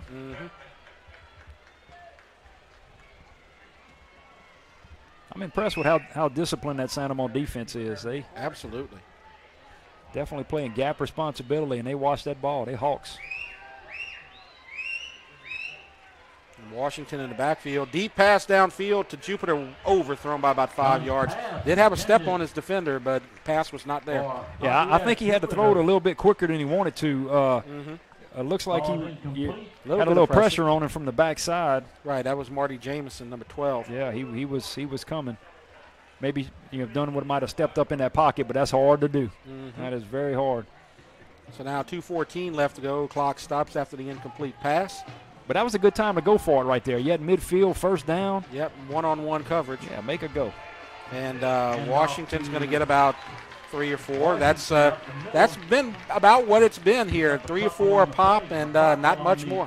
No, and Sammy McCorkle right there. Look, I tell you that Santa Mo defensive front is keeping those East Ascension Spartan linemen off of the linebackers. And the linebackers, both of them, they're able to come up and make the tackles. McCorkle's having a hell of a night. And so is, who's that?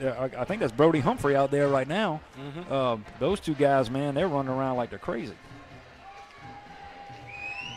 Now 3rd and 7, and Dunn's in trouble, and he is sacked. And that defense, again, look at that. Billingsley, Lejeune. Yeah, excuse me. I keep on wanting to mispronounce his name again, and I'm not going to do it. See number 31 in there again on the tackle as well. That was Brody Humphrey. You said he was just swarming all over it. He's playing well. I think he just came in as a late replacement. And Lejeune, boy, getting pumped up. He hops up in, and he's showing his muscles to the Santa Mo crowd and getting them pumped up and walking around like man, I got this. So the superior unit again on the field here tonight, the Santa Mo defense, and they rise to the occasion again. Pressure. Jamison nearly got it. But it's going to be taken on the return. And one tackle broken. Another tackle broken. Another one pushed out of bounds. Good job there by Montez Paul, number 34, getting a few extra yards on the return. Yeah, I'll tell you, Jamison, I think he was in no man's land. He ended up like, hey, I might be able to block this. I think if he lays out there, I think he's walking off the field right now a little shaken by it, saying, hey, I think I could have got a hand on that. But at the same time, too, though, the one thing that you got to worry about is making contact. And so yeah, you don't want to rough. Yeah, so, I mean, a roughing the kicker penalty right there would have given East Ascension a first down. So he probably just had to pull up and take one for the team right there. Yeah, when he just came off the sideline, Coach was talking to him about it, and that's probably the discussion they were having. So, look, as you see right here, he's right there, but he had to pull up right there. Didn't want to grab that leg. Yeah, he probably just didn't have the right angle. Yeah. But that would have been a play if he gets a hand on it at this point in the game.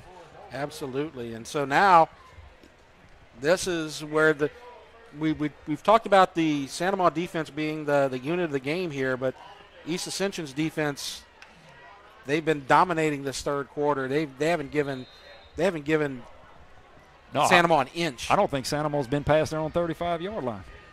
And so this is a chance to really pin him back right here. Poirier looking right, and I believe that's caught. It's going to be short of a first down. It looks like that's Rizzuto with the catch. Yeah, and it looked like the Ascension defense went into a base 4-3 there.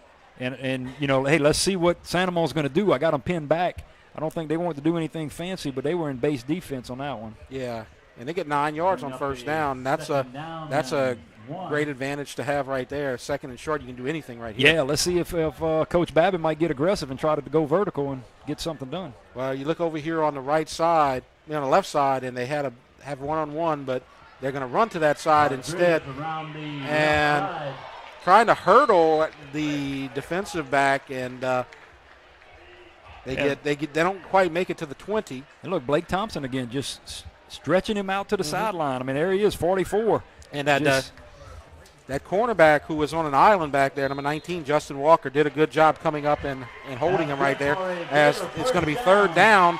But before we get to third down, we're going to take a break because the third quarter is over. We're tied at 14 apiece, and we will take a break. You are watching the EATEL Game of the Week. I think they ended up getting the first. I saw them. The athletic training staff of East Ascension High School would like to thank Piku Builder Supply, Donaldsonville Glass and Body, SKR Construction Corporation, Baton Rouge Orthopedic Clinic Foundation, Eustis Mortgage, Ross Downing GMC for their support of the EA Sports Medicine Program. So no score in this third quarter, so we're still tied at 14. And now we're ready for the fourth quarter, and that's always fun here at this game. Oh, yeah, well, if you notice, one of the big Santa Monica traditions, I thought the Spartans had done it too, but I didn't see their reaction to it. But, you know, over here in Santa Monica Gator Country, when fourth quarter hits, you work hard. You start working hard for fourth quarter right when the next season ends, or last season ends, and you hold up that four fingers, and that means something, and you want to win the fourth quarter, you know, and I'm sure East Ascension and Coach Lee does the same thing. But the fans get into it here on the Gator side of the pit, and it means something to these guys in orange tonight. So they did give him a first down on that carry. So it is a 1st and 10. I believe that's Rodrigue in the backfield with Poirier. And you see the three receivers bunched up. Like they were going to set up in a trips formation. Coach Oliver over here calling for something. I'm not sure what he's looking at down the sideline. Yeah, I'm not quite sure.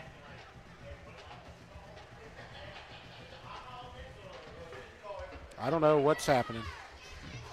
I think he's looking to see where the ball is placed, Coach. I seen Coach Kenny Guidry from Santa Monica running down looking at the monitor. I think he's wondering where it's placed. I'm not sure, but he's down there in a fever looking at the monitor. Well, they have it right now at the 19. That looked about where he was tackled on the previous play at the end of the third quarter.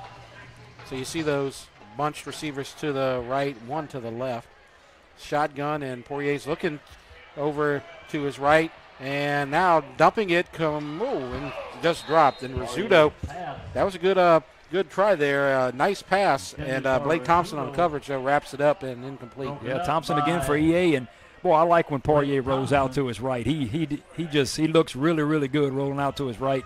Yeah. He drew that defender up to him, and he had him open right there, just couldn't make the completion. But right, the times when he's gotten in trouble is when he rolled out to the left and threw across the field, and that's when you had your 2 pick sixes right there. And that's something in the NFL you're not even supposed to do. No, yeah, Pee Wee football. But I'll tell you what, still Blake Thompson, that senior linebacker, man, look, he's out on the hash right now. Yep. That guy's all over the place. Now he's running there. He and Riante Jones just caused havoc all over the field, though. And now they're completing it for a short gain to Luke, and guess who made the tackle? Yeah, there he is. I'll tell you, he's got to be in some pretty good shape, Jeff, to run around the field tonight like he has been.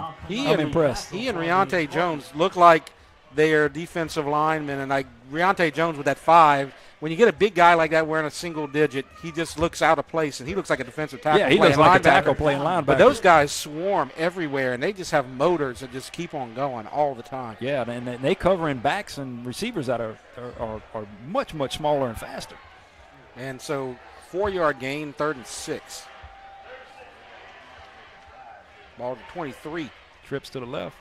They're going to go quickly right, and good tackle out of bounds by number 24. About 2 yards short, huh? Yep, and so number 24 makes a tackle for the Spartans. Brennan Thompson. And we mentioned in the first quarter some trouble wrapping up the receivers by the secondary, as it's now 4th and 1. And yeah, they got the punting ball coming in. Looked like they were thinking about it for a little bit, but looks like they're going to go ahead and punt it. And we'll see if Poirier keeps staying away from Babin. The difference here tonight after the first quarter is that the secondary is moving to the ball now, and they're tackling, and they're not making big mistakes. And again, they punt it to the it hits the 3rd row. Yeah, this one ends up in the stands, and once again, he to the near end. Now that wasn't to the left; yeah. It was to the right. But it seems like they're going to the short side of the field. Whatever hash they own, they kick into the short side. Poirier's a little frustrated with his effort on that one. Yeah, and at this point, that's got to be deliberate. Yeah, I'm sure he didn't want to get it that far out, but they're definitely trying to pinch Babin to that sideline if he catches it. And Poirier may be trying to do a little bit too much with his arm and his foot. Yeah. So maybe just relax a little bit. I see the coaches down there talking to him and just say, you're good enough. Keep doing what you do. This is what we've seen the entire second half. EA makes a stop. They get it in good field position. Then Santa Ma's defense holds them. And you see the little lateral. That's a lateral. And that's going to go out of bounds for a 3-yard loss as he's trying to hit Jupiter right there. Yeah, it looked like McCorkle was on the blitz up the middle.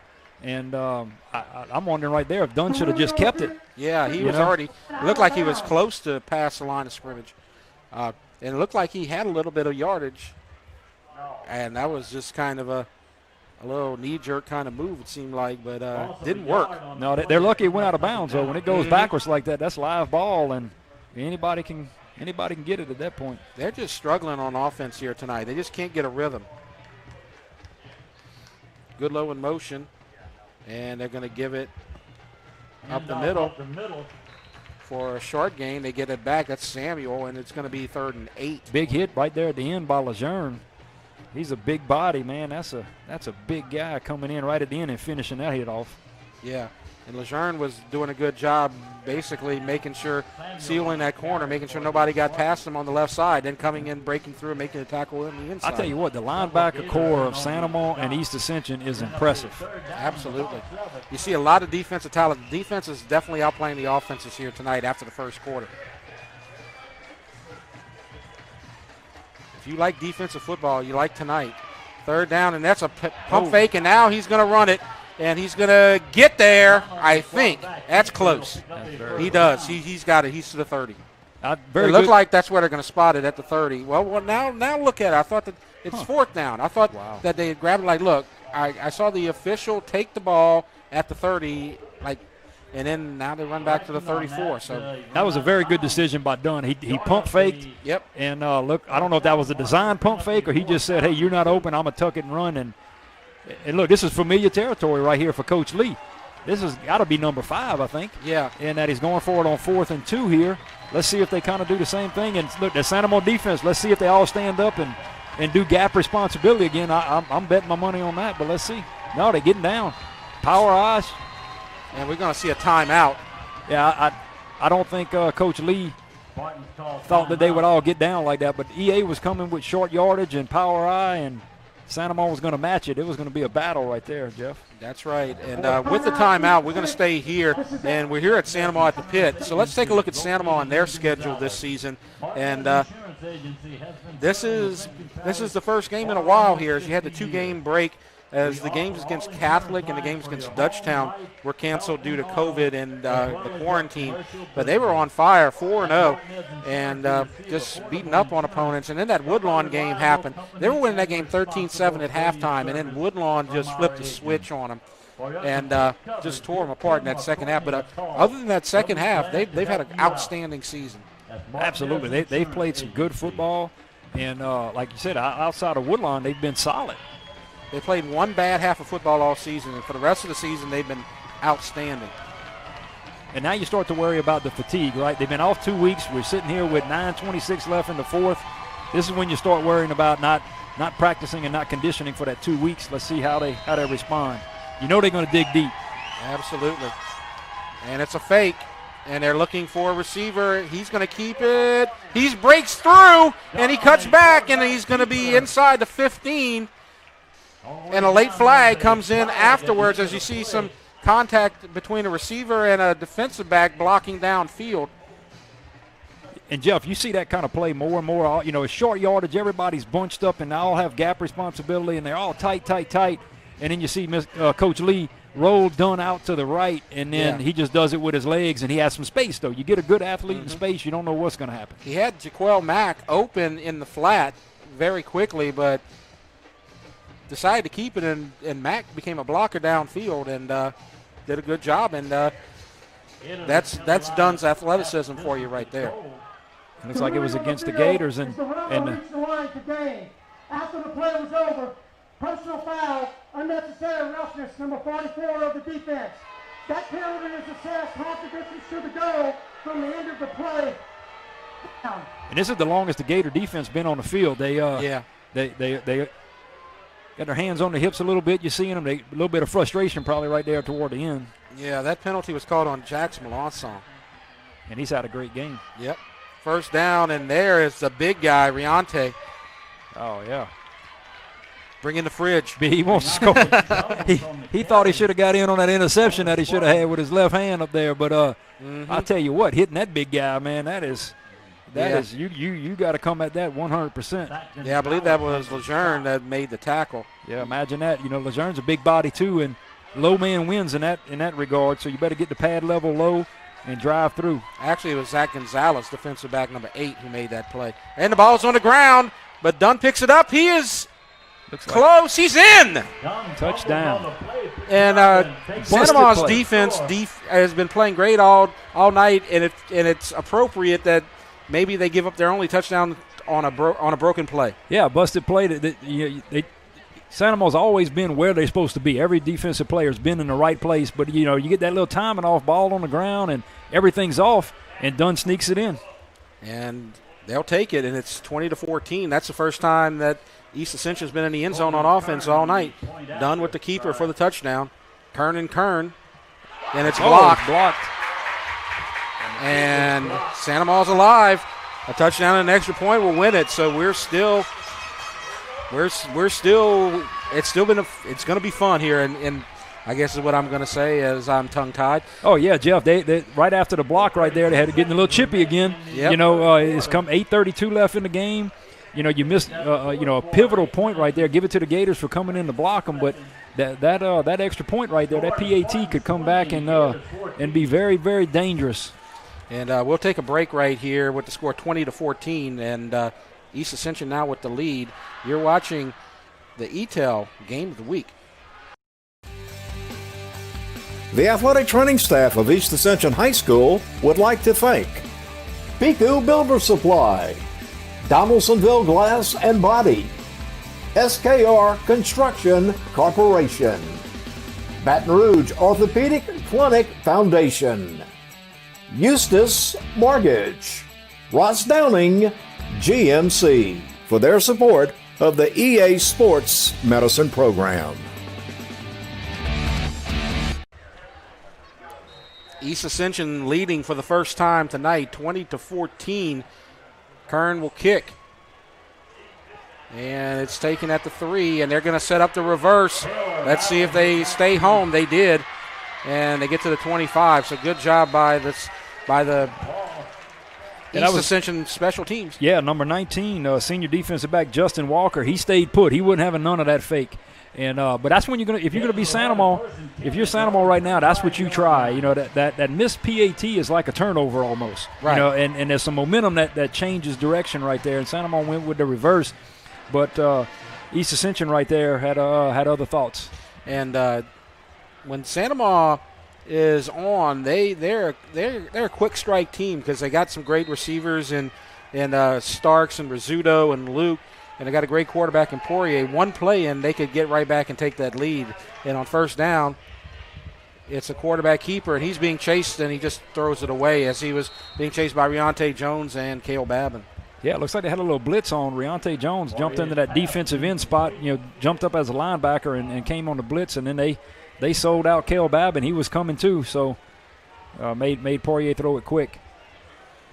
Because you had number 5 here from Santa Monica, Storks running a go almost, huh? Mm-hmm.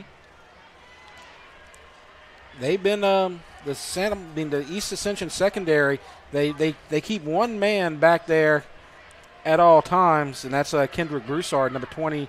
It's kind of that center fielder, but everybody else, it's one-on-one all night here. 2nd down and 10. And looking to his left and completes it to Rizzuto, and it's a first. And so move the chains. Yeah, it looked like Rizzuto had to come back for that ball a little bit, and very reminiscent of a couple of 3rd down plays where, he wasn't able to get the first down, but he was able to get him there. Fought back and got it, and then he moved the chains a little bit. So now at the 35, as he was also tackled by Blake Thompson. We've called his name all night, so another tackle for Blake. He's if I had to say the player right there for East Ascension on defense, 44, Thompson's been all over the place. Absolutely. You see Babin, he's always covering that slot guy as only one man back deep at that safety position as Poirier rolls out, and they're not going to say he stepped out of bounds. Got in. It's a 5-yard gain for Starks. That's a good first down play right there. Good positive yardage, 5 yards. Nearly stepped out of bounds, but did not. The official was right there, so you're going to trust that he was right. Actually, they're going to give him 6. That was a good athletic play by him right there. So, ball at the 41. Clock running, 7:18. This is not crunch time by any stretch of the imagination, but we're getting late in this game. Yeah, I don't think you try to force things right now. You got a lot of time, a couple of more possessions maybe. And on 2nd down, that's a first down catch. That's Luke. And they're in Spartan territory there. This is their first drive of the second half. Yeah, I tell you what, Jeff, Rodriguez set in and made a block right there on that outside linebacker coming in. Yeah. That allowed Poirier to make that pass and did a great job staying home and picking up that block. So just a good job all around here by the Santa Monica offense. We haven't seen this in a while here. First down at the 45. No, they crossed midfield. I want to say in the second half they hadn't. That's the first crossed midfield. So they're definitely moving the ball, and they haven't moved past midfield since probably the first quarter very much. First down, shotgun, looking to his right, and the receiver hits the ground before slipped. That was Rizzuto, and it falls incomplete. Santa Monica's running that check me offense sometimes where they go back and they go to the sideline and he calls a different play, and you see all the receivers, they got a little armband with all the plays on it. They look at it. Some teams use the armband. Some just, hey, you need to know the signals and all that kind of stuff. But you could see they were well in sync on that play. Rizzuto just slipped on the play. Yeah, it would have been good for about 7-8 yards, but we've seen some people slip out here. Hadn't rained, but it's just slick out here playing tonight. 2nd down and 10. And Poirier's in trouble, and he is wrestled down hard by That's Alex number Lambert. 91. Number 91, backup defensive tackle, Alex Lambert with the sack. Yeah, we called his name maybe once here tonight. He's definitely a backup. They're giving everybody a breather right now, and on 3rd and long. I tell you what, Jeff, when you can get when your backup defensive lineman is playing like that, that's a timely sack, Coach. Yep. And when you got a defensive lineman that can just wrestle them down like that on your bench, that's an asset to have. That's for sure. Absolutely. 3rd and 17. Back on the other side of midfield. 6:15. Yeah, you don't need to pick up the whole first down here, but you got to get some yards. They're going to go for the whole thing, and it's picked. And past midfield. Now cuts outside. A flag comes down. This will probably be coming back for a block. It will be Spartan ball. Yeah, Kendrick Broussard again. Yes, he had the pick 6. He had the first pick 6. He had the first one. He had the first one. Yep. Cale had the second one. And 2 flags down on the 41, but that one really wouldn't across his body, but maybe a little bit. It was kind of broken up a little bit, and he was forcing it. Yeah. Just a tough break right there because that was 3rd and 17, and you were just saying before the ball was snapped that they don't need to get it all on one play. They try to get it all on one play. Yeah, try to get it all on one play, and sometimes that gets you, but you'd have been at midfield, with 4th and 6 or 8, but looks like they felt they needed to get it all. Block in the back. Number 5 of the interception team. So that's Riante Jones. 10 yards from the spot. Well, I'll tell you, Coach, Jeff, at the end of this is not as bad. It's almost like a punt. Yeah. With the penalties. Against East Ascension sideline. You're right. That is their first warning of the game. There's no yardage assessment.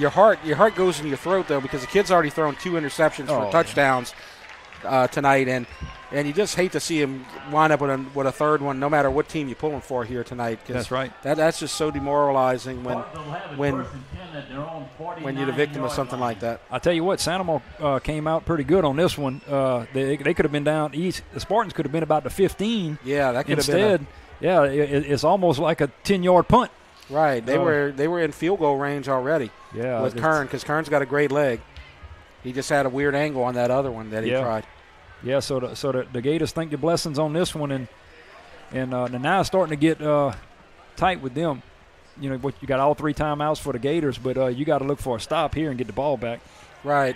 East Ascension only has 1 timeout left. They've already called them, but they're not looking to use any of them right here unless the play clock runs out or something. Yeah, I think they're gonna milk the clock down as slow and methodical as they can. I'd imagine they'd go to running. Yep. And this is throw the ball. This is Kendall Washington's drive right here. And they're going to throw it. Look at this. It's Goodlow with the catch and a flag late. Yeah, I guess you never know. Coach Lee getting a little more aggressive than what I guess he's shown in the game, and maybe trying to catch the Gators off guard. But I definitely wasn't thinking it was going to be a pass. I think this is going to be called against the Spartans. It was a late flag after the completion. Ineligible player downfield, looks like the signal. Yeah. I'm wondering if that was a design pass or an RPO. When you see that, when you see that lineman go downfield, he may have been run blocking, and he was kind of thinking what we were in the booth up here, that hey, we running the ball, and then Dunn jumps up and passes. So it might have been a read that. I think that was probably a read right there. Absolutely. That's a good observation right there. That penalty is assessed 5 yards from the previous spot. Replay, first down. So look, after that interception, it could have been at the 15, and now you're back to the Spartans are on their 44-yard line, and it could have been a lot worse for the Gators. So let's see if they can capitalize on this. Right, and the Gators defense, they've answered the bell every time except for that one touchdown on the broken play at the 3-yard line, and now it's going to be first and about 16. They're at the 44. They need to get to the 41. So it's first and 15. And that's Washington, and he gets about 5 of it back, maybe 6 of it. That's a good hard run. Lejeune again on the play. Another linebacker from Sanamo making that play. And they need to make a stop right here or else they'll get another first down, and that's when you might want to start thinking about calling some timeouts. 2nd and 9. Looks like Sanamo was coming with a little blitz there. Yep. And they turn to the sideline, get the call. And I think Lejeune's been playing a lot of defensive end too. Yeah. Well, they lost Lee Amadei, and he's usually a defensive end, but they were bringing in Dylan Carpenter, Brody Humphrey around. So they just kind of mixing guys up around in that spot. Yeah, they coming. Sanamo's coming. High snap. Oh, that was nearly a disaster. Wow. Jeff, we've seen that. East Ascension, the Spartans have had a few high snaps in the game, and then you get down here when it's pivotal. You're a little nervous, and you got 4:35 left in the game, and that one gets a little too high and away from you. You're tired. You got to rely on some technique there, and looked like that one just got away from the center. And you had the deflection, and it looked like Dylan Carpenter nearly grabbed it on the rebound. Yeah, that could have been disastrous. Absolutely. 4:15 left to go. So this is maybe the most pivotal play of the night. Yeah, let's see if they open it up here, huh? Yeah. If East Ascension can get a first down, that could be big trouble for Sanamo. And it is. Oh no! Incomplete. Big hit. Wow. Zach Gonzalez. You better be careful, though, because he's down there getting in his face. You better be careful because you almost got just penalized right there. Wow, that was a hard hit. Look at that. But if you notice at the end, he does that little thing, and then he's about to get in that guy's face. Of him. But I'll tell you what, that was a great play by Gonzalez. And look, a lot of people, you know, it's hard. You see a lot of targeting calls and all that. That was a great technical tackle coming in. He kept his head up. Yeah. He didn't use the crown. He hit him with his shoulders. That was a great play by Zach Gonzalez. You just got to love the aggressiveness on this defense here tonight. They've done an outstanding job. That was a great timely play right there. And look, Dunn threw a great pass. That was right there. That was just it was perfect. Good play on both ways. Absolutely. And Kern will get the punt, and it's a nice punt. And it's going to bounce inside the 10, and it's going to bounce inside the 2. Oh, look wow. at Kale right there. Babin at the 1, the speedy Babin. Yep. He looked like he was chasing a fly ball to the gap. That's right. Boy, I tell you what, Kern had a great punt. I mean, you can't ask for a punter to do better than that. I mean, that's close to a 50-yard punt down at the 1-yard line. So now with 3:49 left, the Gators got to drive 99 yards, Jeff. This is going to be one of those that they're going to talk about for a million years if they are able to convert this. I'll just tell you that with this rivalry. Oh, yeah. This is what they're about. This is you geared up for these. This is what you want to see. And, let's see if the Spartan defense can keep doing what they're doing. If the Santa Monica Gators can find their first 2 series, then it'll be something to watch. All right. First down, and it's bobbled, and it's going to be a safety. And all of a sudden, it's an 8-point game. That looked like it was going to be a little naked bootleg. Yeah, I think it was. That he was going to run off to his left because it looked like they were handing it off to 21, Rodrigue. Yeah. And then he kept it, but it might have had a little transition with the ball there. I'm not sure what happened. I think he had a little bit of trouble. Yeah, I think when he was pulling it back from his gut, just kind of lost the handle right there. Yeah, because I think he had enough. He would have got out the end zone there, I think. And now East Ascension is going to get the ball back. Santa Monica is probably going to have to spend some timeouts right here. Yeah, they got 3:43 left. Now it's starting to get into you got to make some plays, and they have to have a stop though. They got to go 3 and out right here. They need a 3 and out, absolutely. I'm wondering if EA is going to come back out in their power I formation and try to pound it here. But they're going to get good, decent field position because Santa Monica's got to kick off from the 20. Yep. And I imagine they're going to elect to punt it here. They no, it looks like Poirier has a kicking tee. He hadn't had a great punting night. No, he's been putting it 5 yards deep in the end zone. Right. And something to see here. I don't see Cale Babin back there at all. I'm wondering if they're thinking he's going to squib it or what. But yeah, possibly. You see Samuel back there. You see Trayshawn Dunn back there. Also Kendall Washington. Yeah, because I'm wondering if EA's deep enough there at the 30. Poirier can put it 5. Okay, they're starting to back up. Poirier can put it 5 yards deep, so that's the 15, really. Actually, Actually, it's Michael Harris looking at the wrong team there, not Trayshawn Dunn. So Poirier, I think they may have to try to. I think Poirier is going to go deep, and he can outkick these guys. They're at the 25. He can put it to the 15. Yep.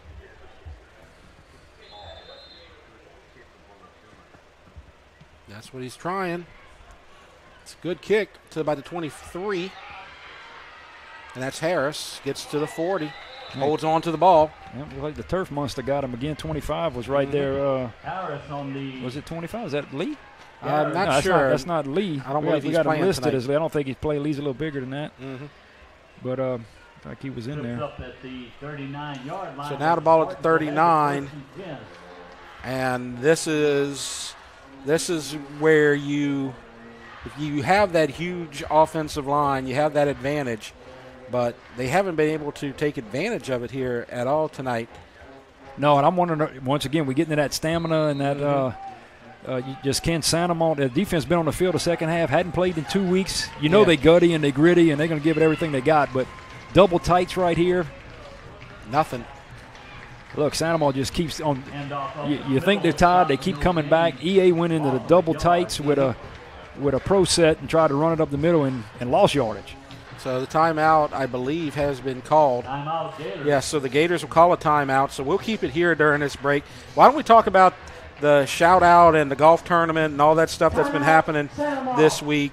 And always a lot of money raised. And so far since 2008, $348,000 has been raised, and that's $174 each for each school. So just a great golf tournament. Got a lot of money raised, and you saw the pictures at halftime of the Coach Oliver, Coach Lee, and the captains and all that. So yeah, they had a golf tournament this year. They couldn't do the shout out. I think did East Ascension win the golf tournament? I believe so. Yes, I think so. And I think let's see, EA's captain was Brett Hughes, and Santa Mo's captain was Camille Trabo.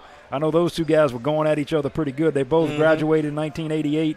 Brett from East Ascension, Camille Trabo from Santa Mo. So I know they wasn't backing down about the same way as this game's going right now. Right. Both teams wants to win pretty good for bragging rights. Right. And, a lot of stuff was canceled. The shout-out was canceled, as you mentioned. The golf tournament still happened, but, as we had James LeBlanc here at halftime saying they're just going to try to start fresh next year and hopefully COVID-free and see if they can get everything going back to normal next year. Double tights again. There's Samuel looking, waiting, and nice spin move, gets about 5. It looks like they definitely trying to run it and pound it. And look, I know both programs. I see it, Jeff. I see how they use this money and what they do with it, and it is definitely a boost to their programs and able to do some nice things for the student athletes, not just in football. It helps all sports and all groups that support athletics. Yeah, and then it just helps them out. Yeah. It's just a great thing, and this is my first time being out here, and I've loved it out here. It's been a lot of fun, and you can just feel the energy and the rivalry going on. And both these teams going to play next week, but they're probably going to be on the road, both of them. Yeah, and, they probably will. Yeah. And Jeff, I'll tell you, look, before Dutchtown High came, these games would have 8, 10, 12,000 people at them. And this stadium holds about 5,300, but there were fans in the end zones, out in the back tailgating.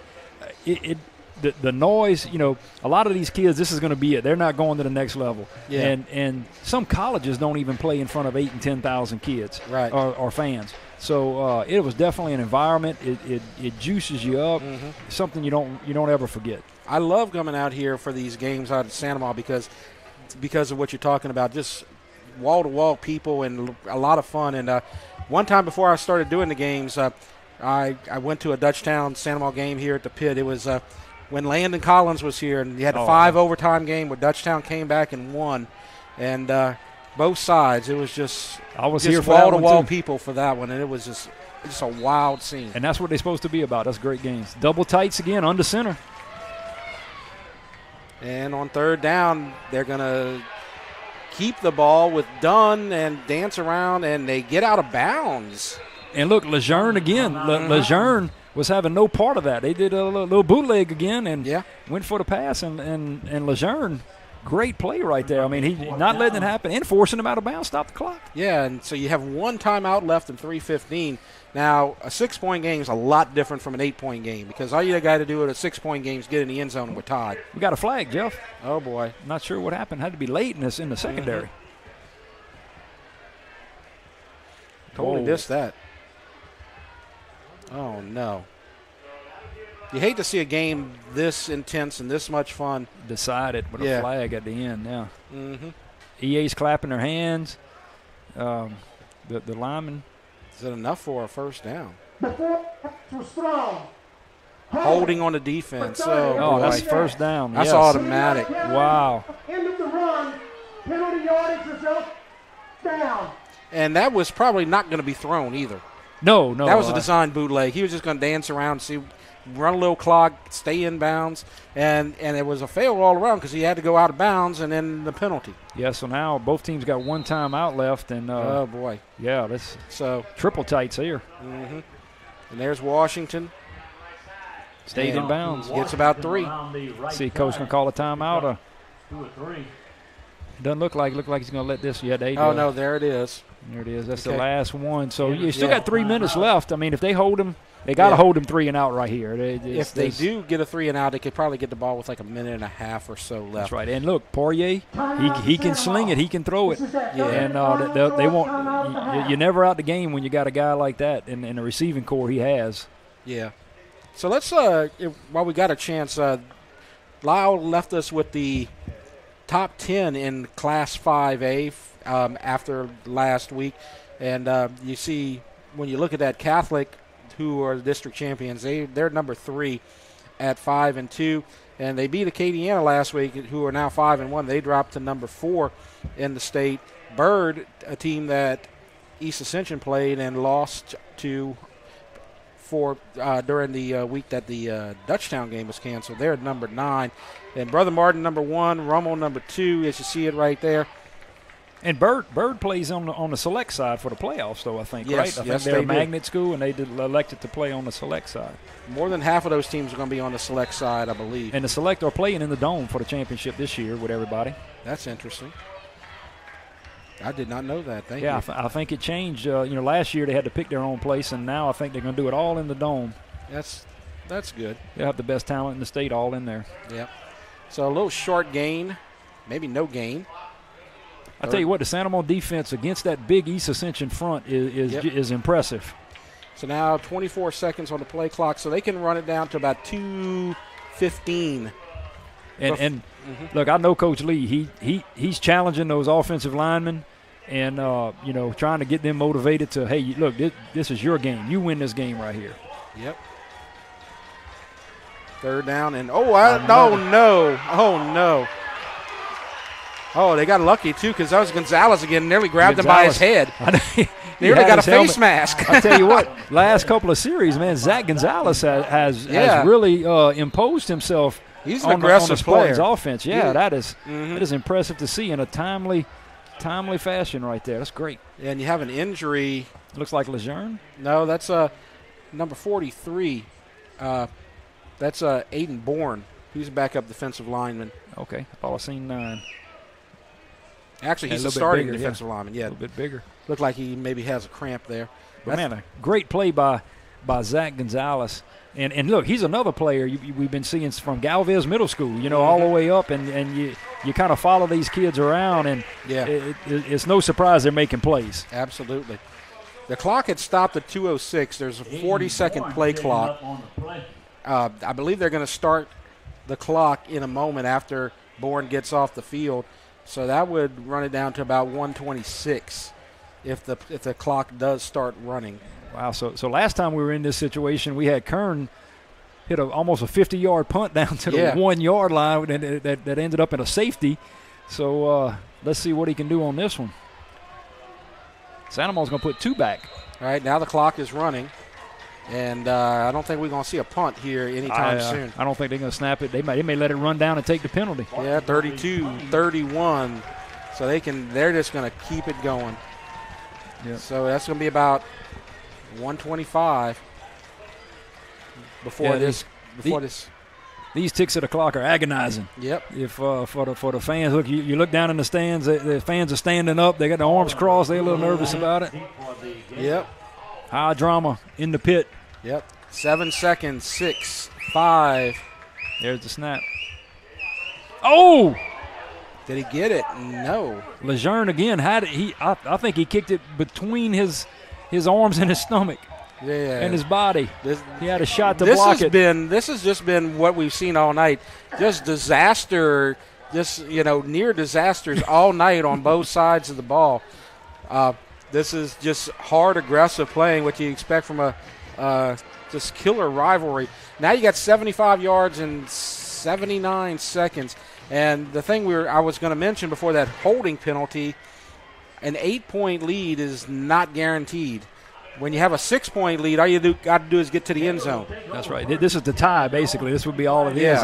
And look, look, Coach Seth Babin, Coach Oliver, they practice this 2-minute warning right here every day in practice. Right. This 2-minute offense. So they know what they're doing. They got 4 wide to the right. I'm sure over there on 431 they're getting it going. And they go to the opposite side, and they stay in bounds, and they don't get the first down. So the clock will run. That's Bell. 110, 109. And most places in here, they're going with, see, they're all looking at their line, at their wristbands right now. Yep. They go into the line with a couple of different plays, and Poirier's going to bark them out. He's ready. 54 seconds at the snap. In trouble. That's Boykins. Now he completes it. No, he did not. He over the head of Rizzuto. Looks like he they had a little open. miscommunication. Yeah. Look, you can see them go and talk to each other right there. And I think Rizzuto didn't think the ball was coming to him. And I think Poirier, he got flushed out the pocket, and I think that messed up some timing a little bit. Yeah, that was Boykins. You can only keep him contained so long. You got to know where that number 42 is at all times. Yeah. Wouldn't be surprised to see East Ascension call a timeout on this play or the next play just to make sure a defense is set, because it's 3rd down and 1. If you can stop them right here, you got a chance to just end it. Yeah, you need the first down right here, though. So you want to move those chains. You can't hardly run it, though. All right. Now Poirier. Now he's got Rizzuto. Oh, he broke through, but nearly. Great catch. This is a game of just inches all night. And look, the clock has to stop right here to move the chains. Ball's at 41, and they spiked it even before the chain gang moved. Wow, great pickup right there. Great pass, great catch by Rizzuto over the middle. 39 seconds left. This game is not over. And look, EA defensive line was giving everything they could, pushing that Santa Mo line back. Poirier stood in, delivered a great ball right there. 39 seconds. This is what you come for, right? Yeah. This is it. This is just a great rivalry. I'm sold. 2nd down after the spike.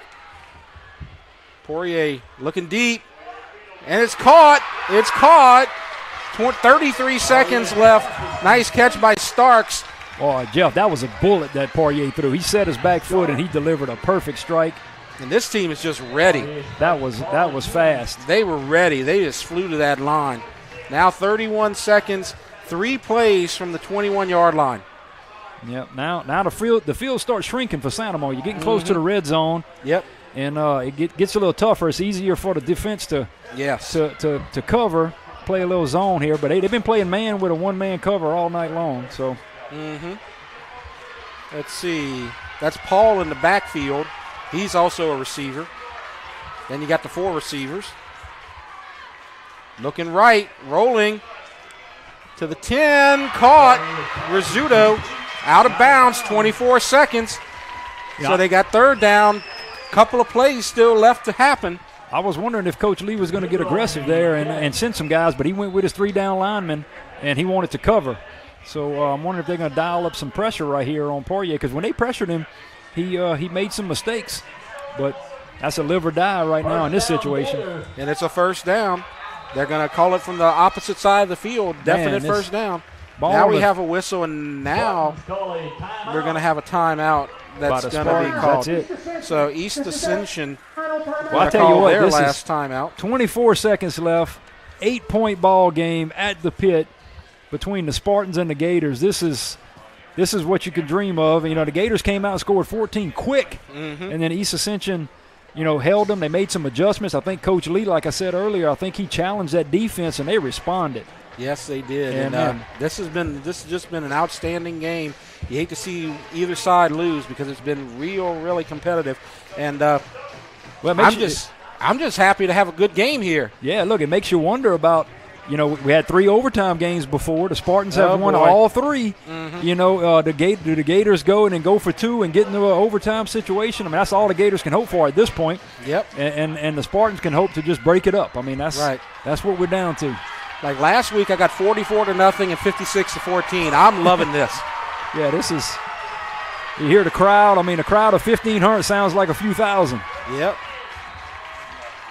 Rodriguez in the backfield with Poirier. 3 left, 1 right. Snap, looking left. Now he's going to keep it. He's going to run inside the 10 to the 6. He's got to get up and but now they're going to have to hurry up. 16 seconds. He's got to spike it. 15, 14. Gets under center, spikes it with 11 seconds. That's 2 plays. That's 2 if you get out of bounds. It's 2 plays, so he's going to throw. I'd imagine they're going to run either a little slant. A slant right here is very difficult to defend. You got Rizzuto out there on the left. If he gets inside leverage, It could possibly be a slant right here that I Poirier was thinking could throw slant over. to Rizzuto. Rizzuto right in the middle of the field is what I'm looking at right here. Yeah, and you got Blake Thompson nope, on. They're looking right, and it's in the ground. Is it caught? It's Touchdown! caught! Touchdown! Wow. That starts. Look, let's check the replay on this one. And Poirier threw that only where he could throw it.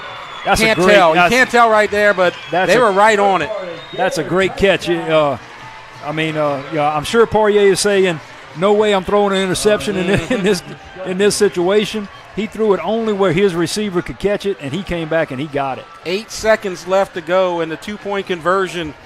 This is it. Do or die. Let's see what Coach Babin comes up with here. I'd imagine he's going to do some misdirection, something to get somebody open. And I'm wondering if Coach Lee brings the pressure. Yep. Bring the pressure. I'm looking for Boykins. I'm looking for him. He's right under center. Yep. Come up the middle. They running a stack trips to the left. Motion. And there's a snap. Oh, boy. That looked like it was going to be that option play, huh? Yeah. I think it may have been running the option reverse to the other side of the field. Yeah. Before the ball was snapped, false start. Oh, now they got – actually, that might help them out with that spread offense. 5-yard penalty backs them up to the 8 now, and maybe open it up just a little bit. But it definitely takes out. You're not running this. Even if you go to quarterback scramble, 8 yards is a lot to pick up with that short field. Yep. So let's see. Boykins looks like he's going to be right under center again. Yeah, they going with that. Also looking for Riante Jones. This is best on best. He's staying in the middle too. Yep. This is where they went to Starks last time. On the right. Riante Jones is coming on the blitz. And there's a pass. And it is caught. We're going to overtime in 8 seconds. Wow. You call. Look, it's barring a return kickoff. Yeah. We are going to go to 4 overtimes in this series right here. Santa Monica fans going crazy. I think the EA fans are a little stunned. A little quiet on that side. That was an impressive drive by Santa Monica. 75 yards in, a minute and 40-something seconds, whatever it was? Yeah. I think they snapped it. I mean, the punt was snapped at about 120. 120. And look, once again, Poirier throws that pass only where his receiver can catch it. It's down low. Great. I don't even who caught that. I didn't even get a chance to see. That was Starks. That was Starks. He's been all over tonight. Yeah, Starks got all 8 points on that drive.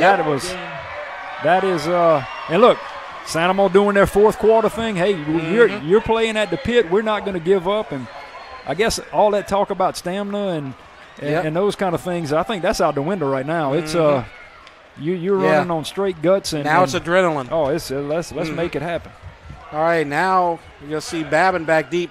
Now, one thing that's positive here for Santa Monica is you got Poirier kicking off, and he's going in the end zone most likely.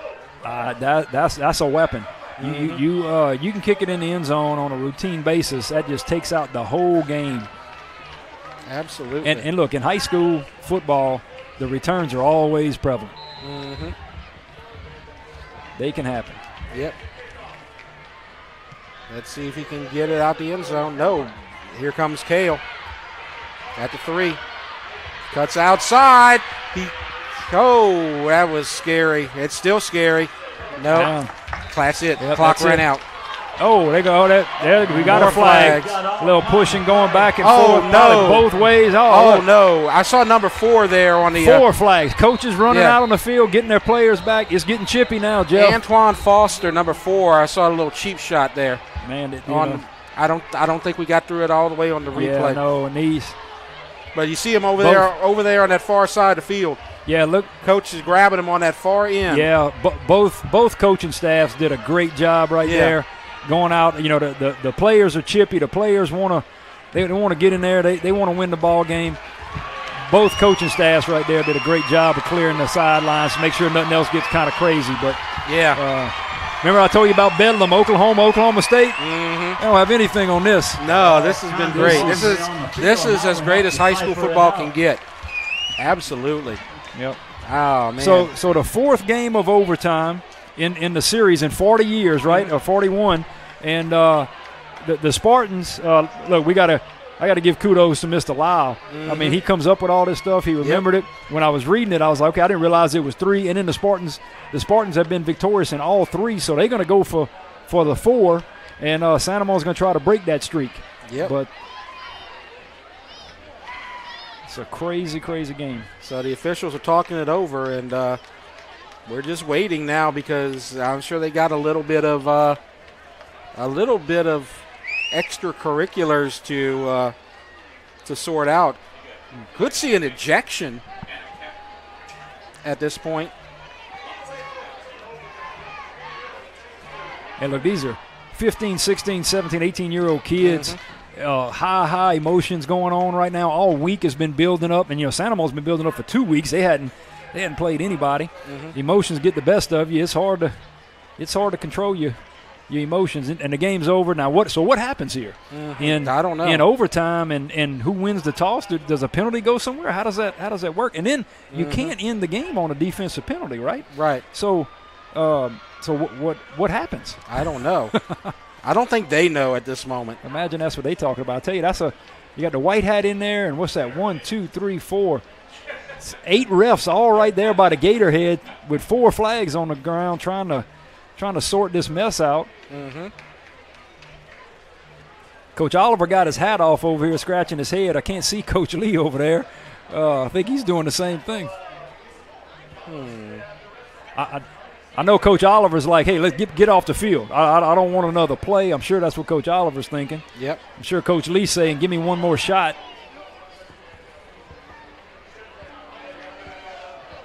This is where I'm glad he's got a microphone. It looks like the ref's going to talk to each coach.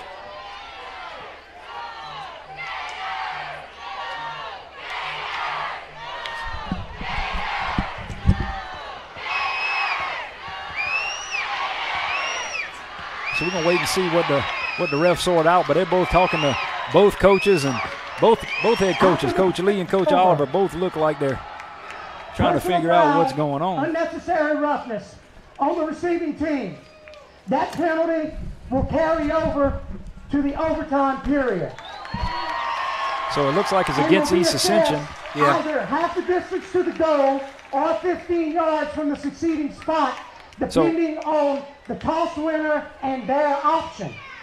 I think in high school, it used to be where you would start at the 10. So at college is the 25. Right. You start at the 10 and you alternate possessions. I think you flip a coin for what side you want to go to. Normally in high school, you want to go to the student section and those kind of things. And so apparently now, depending on what happens, Santa Monica will get the ball on the 5 instead of the 10. That's a big advantage to have right there. And or East Ascension winds up with it at the 25. Yeah, I guess it depends on who gets the ball, right? Yeah. Yep. Yeah, so I'd almost want to push East Ascension back, depending. I mean, you can't. It just depends on how the coin toss works out. First and goal from the 25 Especially the way that East Ascension's offense has been playing here, with Santa Ma's defense, just doing an outstanding job here. And we just saw with what Santa Ma can do with a little extra yardage when they had the penalty, pushed it back to the 7, got the 2-point conversion. That's right. It looks like the captains are ready to go out. Man, I don't see anybody in the stands sitting down. Both sides are standing. The band's standing. The Gatorettes are standing. The cheerleaders are high anxiety and high drama going on. This is good stuff at the pit. Absolutely. Looks like the flag or the chain gang's coming across. You don't need them anymore. No, you just need the down marker. Mm-hmm. And you were talking earlier, seeing a Dutchtown Santa Monica game going 5 overtimes at the pit. And, hey, maybe we'll see that too on a Saturday night. The COVID hits. We're playing on Saturday instead of Friday, and just everything's kind of out of sorts here. This is the most 2020 kind of thing that's happened. If you're going to come up with that, it's either going to be 110-0 or it's going to be 19 overtimes. Yeah, you just don't know. Mm-hmm. And but you know what? At this time, the community, the players, this is the kind of game that helps just make things right. Yeah. It's a shame that this happened in a COVID year, because this is one where this is one of those games where where 20,000 people are going to say they were here. Oh, yeah. I remember that game. I was here. No, you weren't. You were at home. Everybody was quarantined. Oh, yeah. 8,000 people around the stadiums, and what'd be going on, and everybody complaining about how am I get out when the game's over. How do I get out of here? How do I do that? And all those things. Yep. So let's see. We got McCorkle and will be number 27, Riley. Jace Riley for the Spartans. They're the captains. And Sam McCorkle We'll do this all over again. for the Gators. We got some free football. I tell you what, we were due for that this year because maybe we had that interesting comeback with Woodlawn over Dutchtown, but other than that, we've had some blowouts. But I tell you what, the game of the week. We have, and even with COVID though, EATEL being able to broadcast these on their YouTube channel, that we only got 1,500 or so people here, but man, EATEL has really allowed us to broadcast to many more live action. Right. That is great. We had outstanding numbers with the live viewers last week with the Dutchtown Ellender game. People at Dutchtown, and a lot of people from Homa even watched the game as well. Wow. Yeah, that's good. Well, because you got a lot of momos and pawpaws, and they don't want to get out the house with COVID and all that, but they cheering their grandbabies on and those kind of things. So for EATEL to be able to stream into their house is a big deal. Yep. I know I had to show my mom and dad how to get on YouTube and put it on their TV and stream to it and all that to be able to watch the grandkids. But there's a lot of people learning YouTube tonight right on their phones. That's right. Santa Ma has won the toss and elected to go on defense. So they're going to go to the 25. No surprise. Yeah. I think you would want to do that anyway, Jeff. Even if the penalty wasn't in hand, I think you want to see what you got to do. Do I need to kick a field goal? Could a field goal win it for me?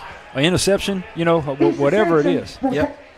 First and goal. You're right. From the 20-yard line. Because if you get a 3 and out, or really a 4 and out, then all you can just line up for the field goal. You don't even need to run a play. That's right. Correction. First and goal for East Ascension. I don't foresee them doing that, but I don't know if you watched Thursday night football, but I watched Tulsa play Tulane, and they went into overtime, and Tulane throws that they had to. Tulsa had a field goal.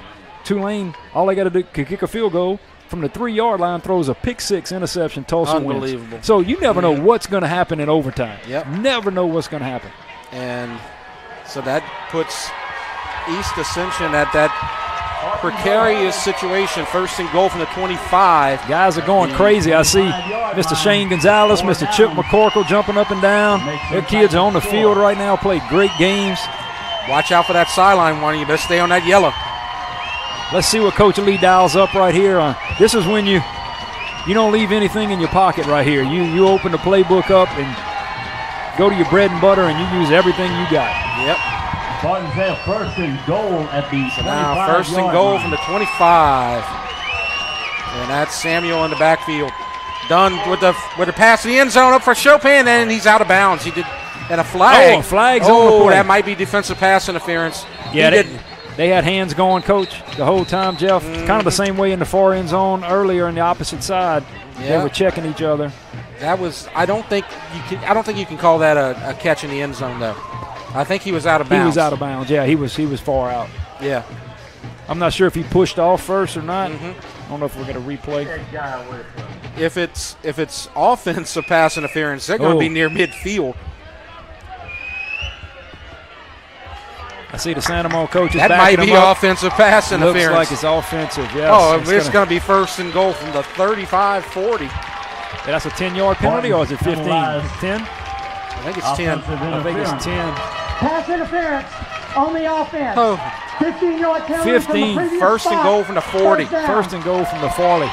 Wow. I don't know if I've ever seen that before. That definitely puts you in a deficit. But it's pretty much passing from here. I don't know how much you can run. First and any more penalties, it's going to be first and goal from Burnside. That's right, first and 40. Yeah. And so we got three wide to the left, long receiver to the right. Shotgun done right, and there's contact. That might be a flag, and it's going to be a first down. And I tell you what, Dunn threw that into triple coverage with a fourth guy coming over the top. Yep. And the Spartans may have got lucky in that one. Yep. So it's still going to be first and goal. We got a regardless. Sandoval decided to not bring pressure, but 91 Dylan Carpenter, the sophomore defensive end, had some pressure on him. Maybe threw it a little bit earlier than he wanted to, but both teams got to be tired right now. I mean, it's a physical football game. So now let's see where the flag will move the ball. It's got to be 15. That's interference. So now we're back where we started. Still first down again. Yeah. First from the 20. We've ran 2 plays and absolutely nothing has happened. Oh boy! Tell you what else could happen? I don't know. 2 plays, one to the end zone, one to the right back where we started. And how pivotal is that personal foul though on the return in regulation to back them up here? We'll see if they can overcome it. Yep. So again, it's Samuel. He's the back. Don't expect him to see the ball, or maybe not. Draw play. Oh, he gets through. He gets through to the 15. Wow. That should have been about a 3 or 4 yard loss. It's a great effort by Samuel. That was a draw play, and it did hesitate the Sandoval defense a little bit, but on the carry. It's just a great run. Yep, that's 11 yards. To the Gator 14. Second and goal from the 14. Just chip away. Just chip away. This is doable now, so you can open the playbook back up. I'm sure Sandoval was thinking pass, and I'm sure Coach Leo over at EA was thinking the same thing. Yep. And that draw play worked out pretty good. Second and goal, 14-yard line. Look at Chopin. He's wide left. And they throw it up the middle. Caught, touchdown. Wow. Jaquel Mack. Great pass. And East Ascension takes the lead. First and goal from the 40, and they get the points. That was a great catch by Mack. Very athletic. He jumped up. Yes. Look at that catch. That's a great catch. Left him wide open. Probably was not looking for him. He contorted his body. I'm not sure how he got that one. Now we get back into Kern. We had a blocked extra point in the game that kind of led to that 2-point conversion. Let's see if they speed up this operation right here a little bit. It was a little slow last time. Logan Kern. So this is Logan with. Sandoval's coming after it. Good snap. And it's good. Kick is up and good. 29-22. It looks like they sped up the operation on that one. Jeff probably had a couple of talks. Kern might have went over to his net and had some talks with himself in the net. Yep. How he was going to get that off a little bit quicker, maybe with his holder, which is his brother, right? How many times you think in the backyard they practice that? Yep. So, wow. So that puts up seven points. So that negates the penalty. Yep. They had a first and goal at the 40 and converted. So Sandoval gets it first and goal at the 10. Yep. And I wonder if they're going to go big again with the tight ends and try to run. Looks like they're bringing in 5 offensive linemen. Yep. With that H-back. I'll tell you what, I'd be looking for Justin Starks. He made all the plays, but he's not in there at the moment. No, he's wide right. He's wide right, yeah. Yeah, you got Rizzuto in the slot. EA looks like they're bringing pressure. Poirier, and there is pressure, but they run inside to the 5. And that's Montez Rodriguez. Good hard run right there. Second and goal from the 5. It's doable. I tell you what, he had a lot of yards after contact. I'd like to see him hold on to that ball a little bit better. That thing was flying around. Yep. Especially down inside the 10. Hold on to that thing sometime with 2 hands. Yep. So Starks, the guy with the points on the final drive, he's at the hash marks over to the right. Now he's split out more wide to the right. Rizzuto in that slot. And he's on the island by himself. One defender with him. See if they roll Poirier out to the right here. Rodriguez in motion, and it's going to be a quarterback keeper. He's in! And that's 6. We're an extra point away from double overtime. Poirier gets in. Wow.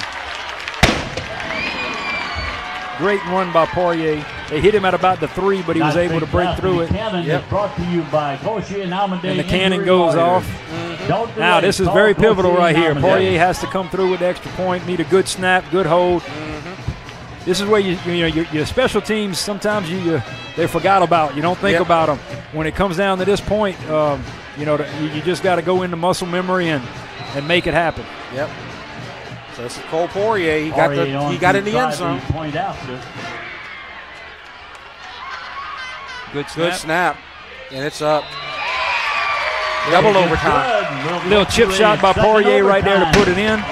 And nice extra point blast brought to you he by has to calm his nerves and come back with. So now we got reverse order, right? So Sandoval goes back out on offense from the 10, and EA will get to respond. So where's the advantage? Yeah. Well, and the penalties are no longer being assessed, so they won't get they had to give the 15-yard penalty instead of the 5-yard half the distance penalty.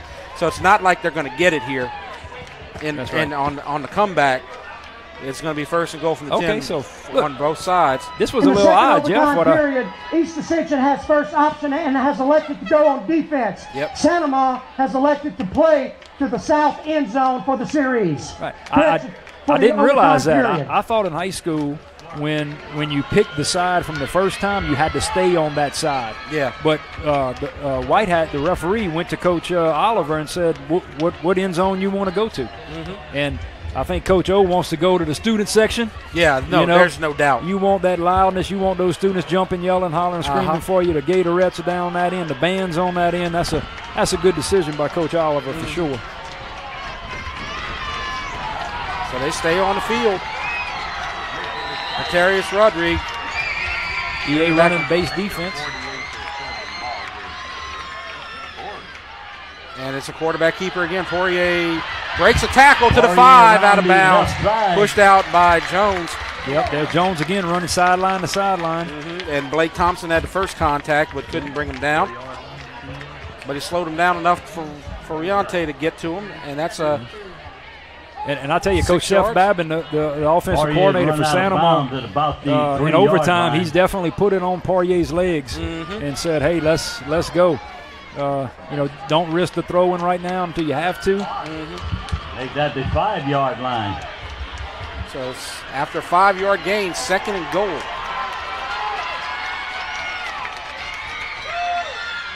And it's another keeper, and that ain't happening. That's Boykins.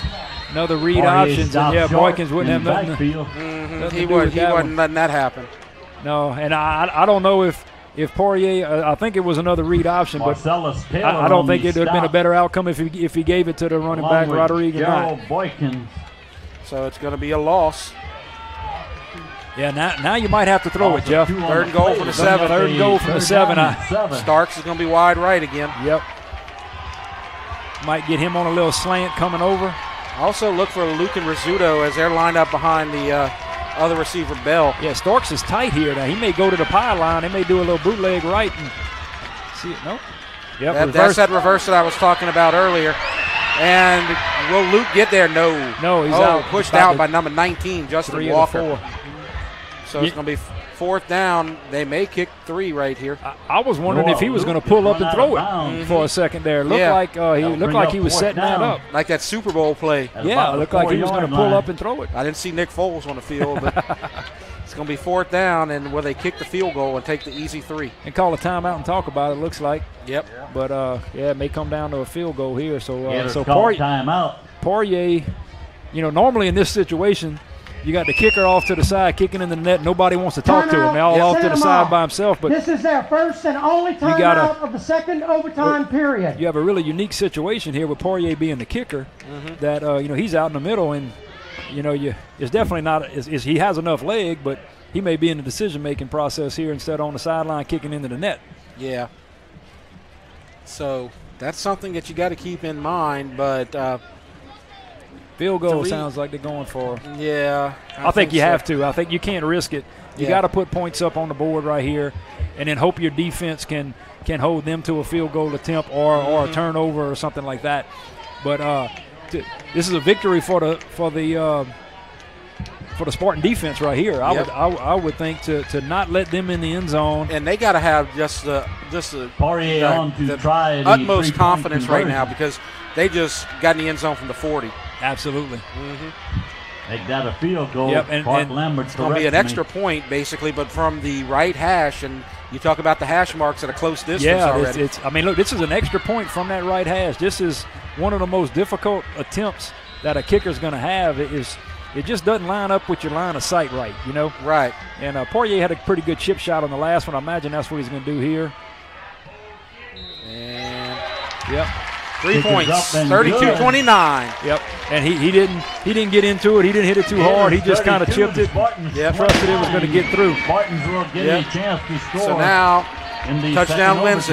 Now touchdown wins it. And you know, look, if Santa Monica holds it, you know, that's our job, help create some drama here. But if Santa Monica holds and they kick the field goal, you go into the next overtime, there's no extra points. You have to go for 2. Yeah. And so that makes things really, really interesting at that point. And history dictates that East Ascension's going to score right here because they don't lose in overtime. No, they've won all 3. And so let's see.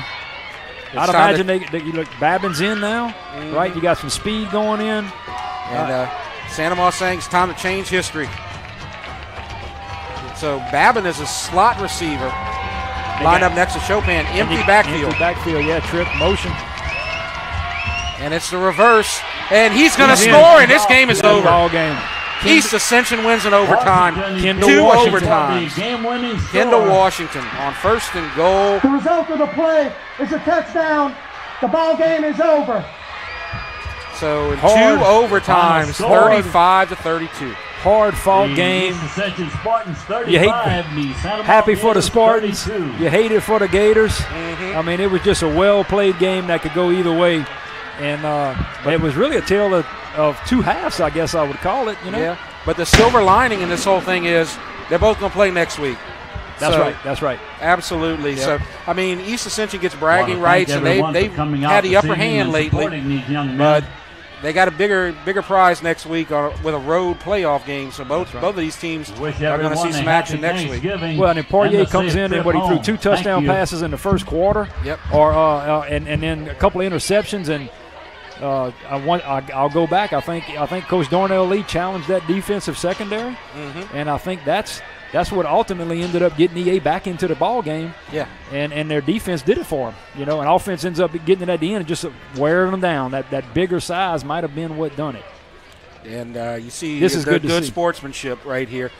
East Ascension looked like they might have left, but then they came back, and Santa Monica wanted to have that little moment at the end, and couldn't ask for I know they were just emotional there, and they were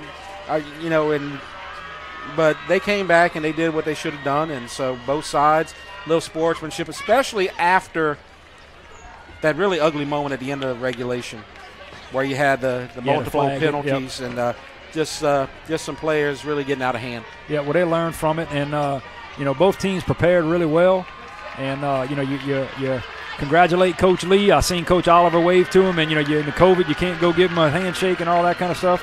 And but the Spartans earned it. Coach Lee has put his team in a good spot, and then now Coach Oliver will go back to the drawing board and hopefully next week pull out a playoff victory. Absolutely. And so Jeff Pyron, thanks for coming in at short notice, and you did a great job. It's always a pleasure working with you. Thank you. Appreciate it, Coach Wacker and Mr. Lyle Boudreau for putting together all this. It was a fun time. Thank you. Absolutely. And so we're going to wrap it up. Our final score in 2 overtimes, East Ascension 35, Santa Monica 32. We'll be back with most likely the playoffs next week, so stay tuned for that. And thanks for watching. You've been watching the EATEL Game of the Week.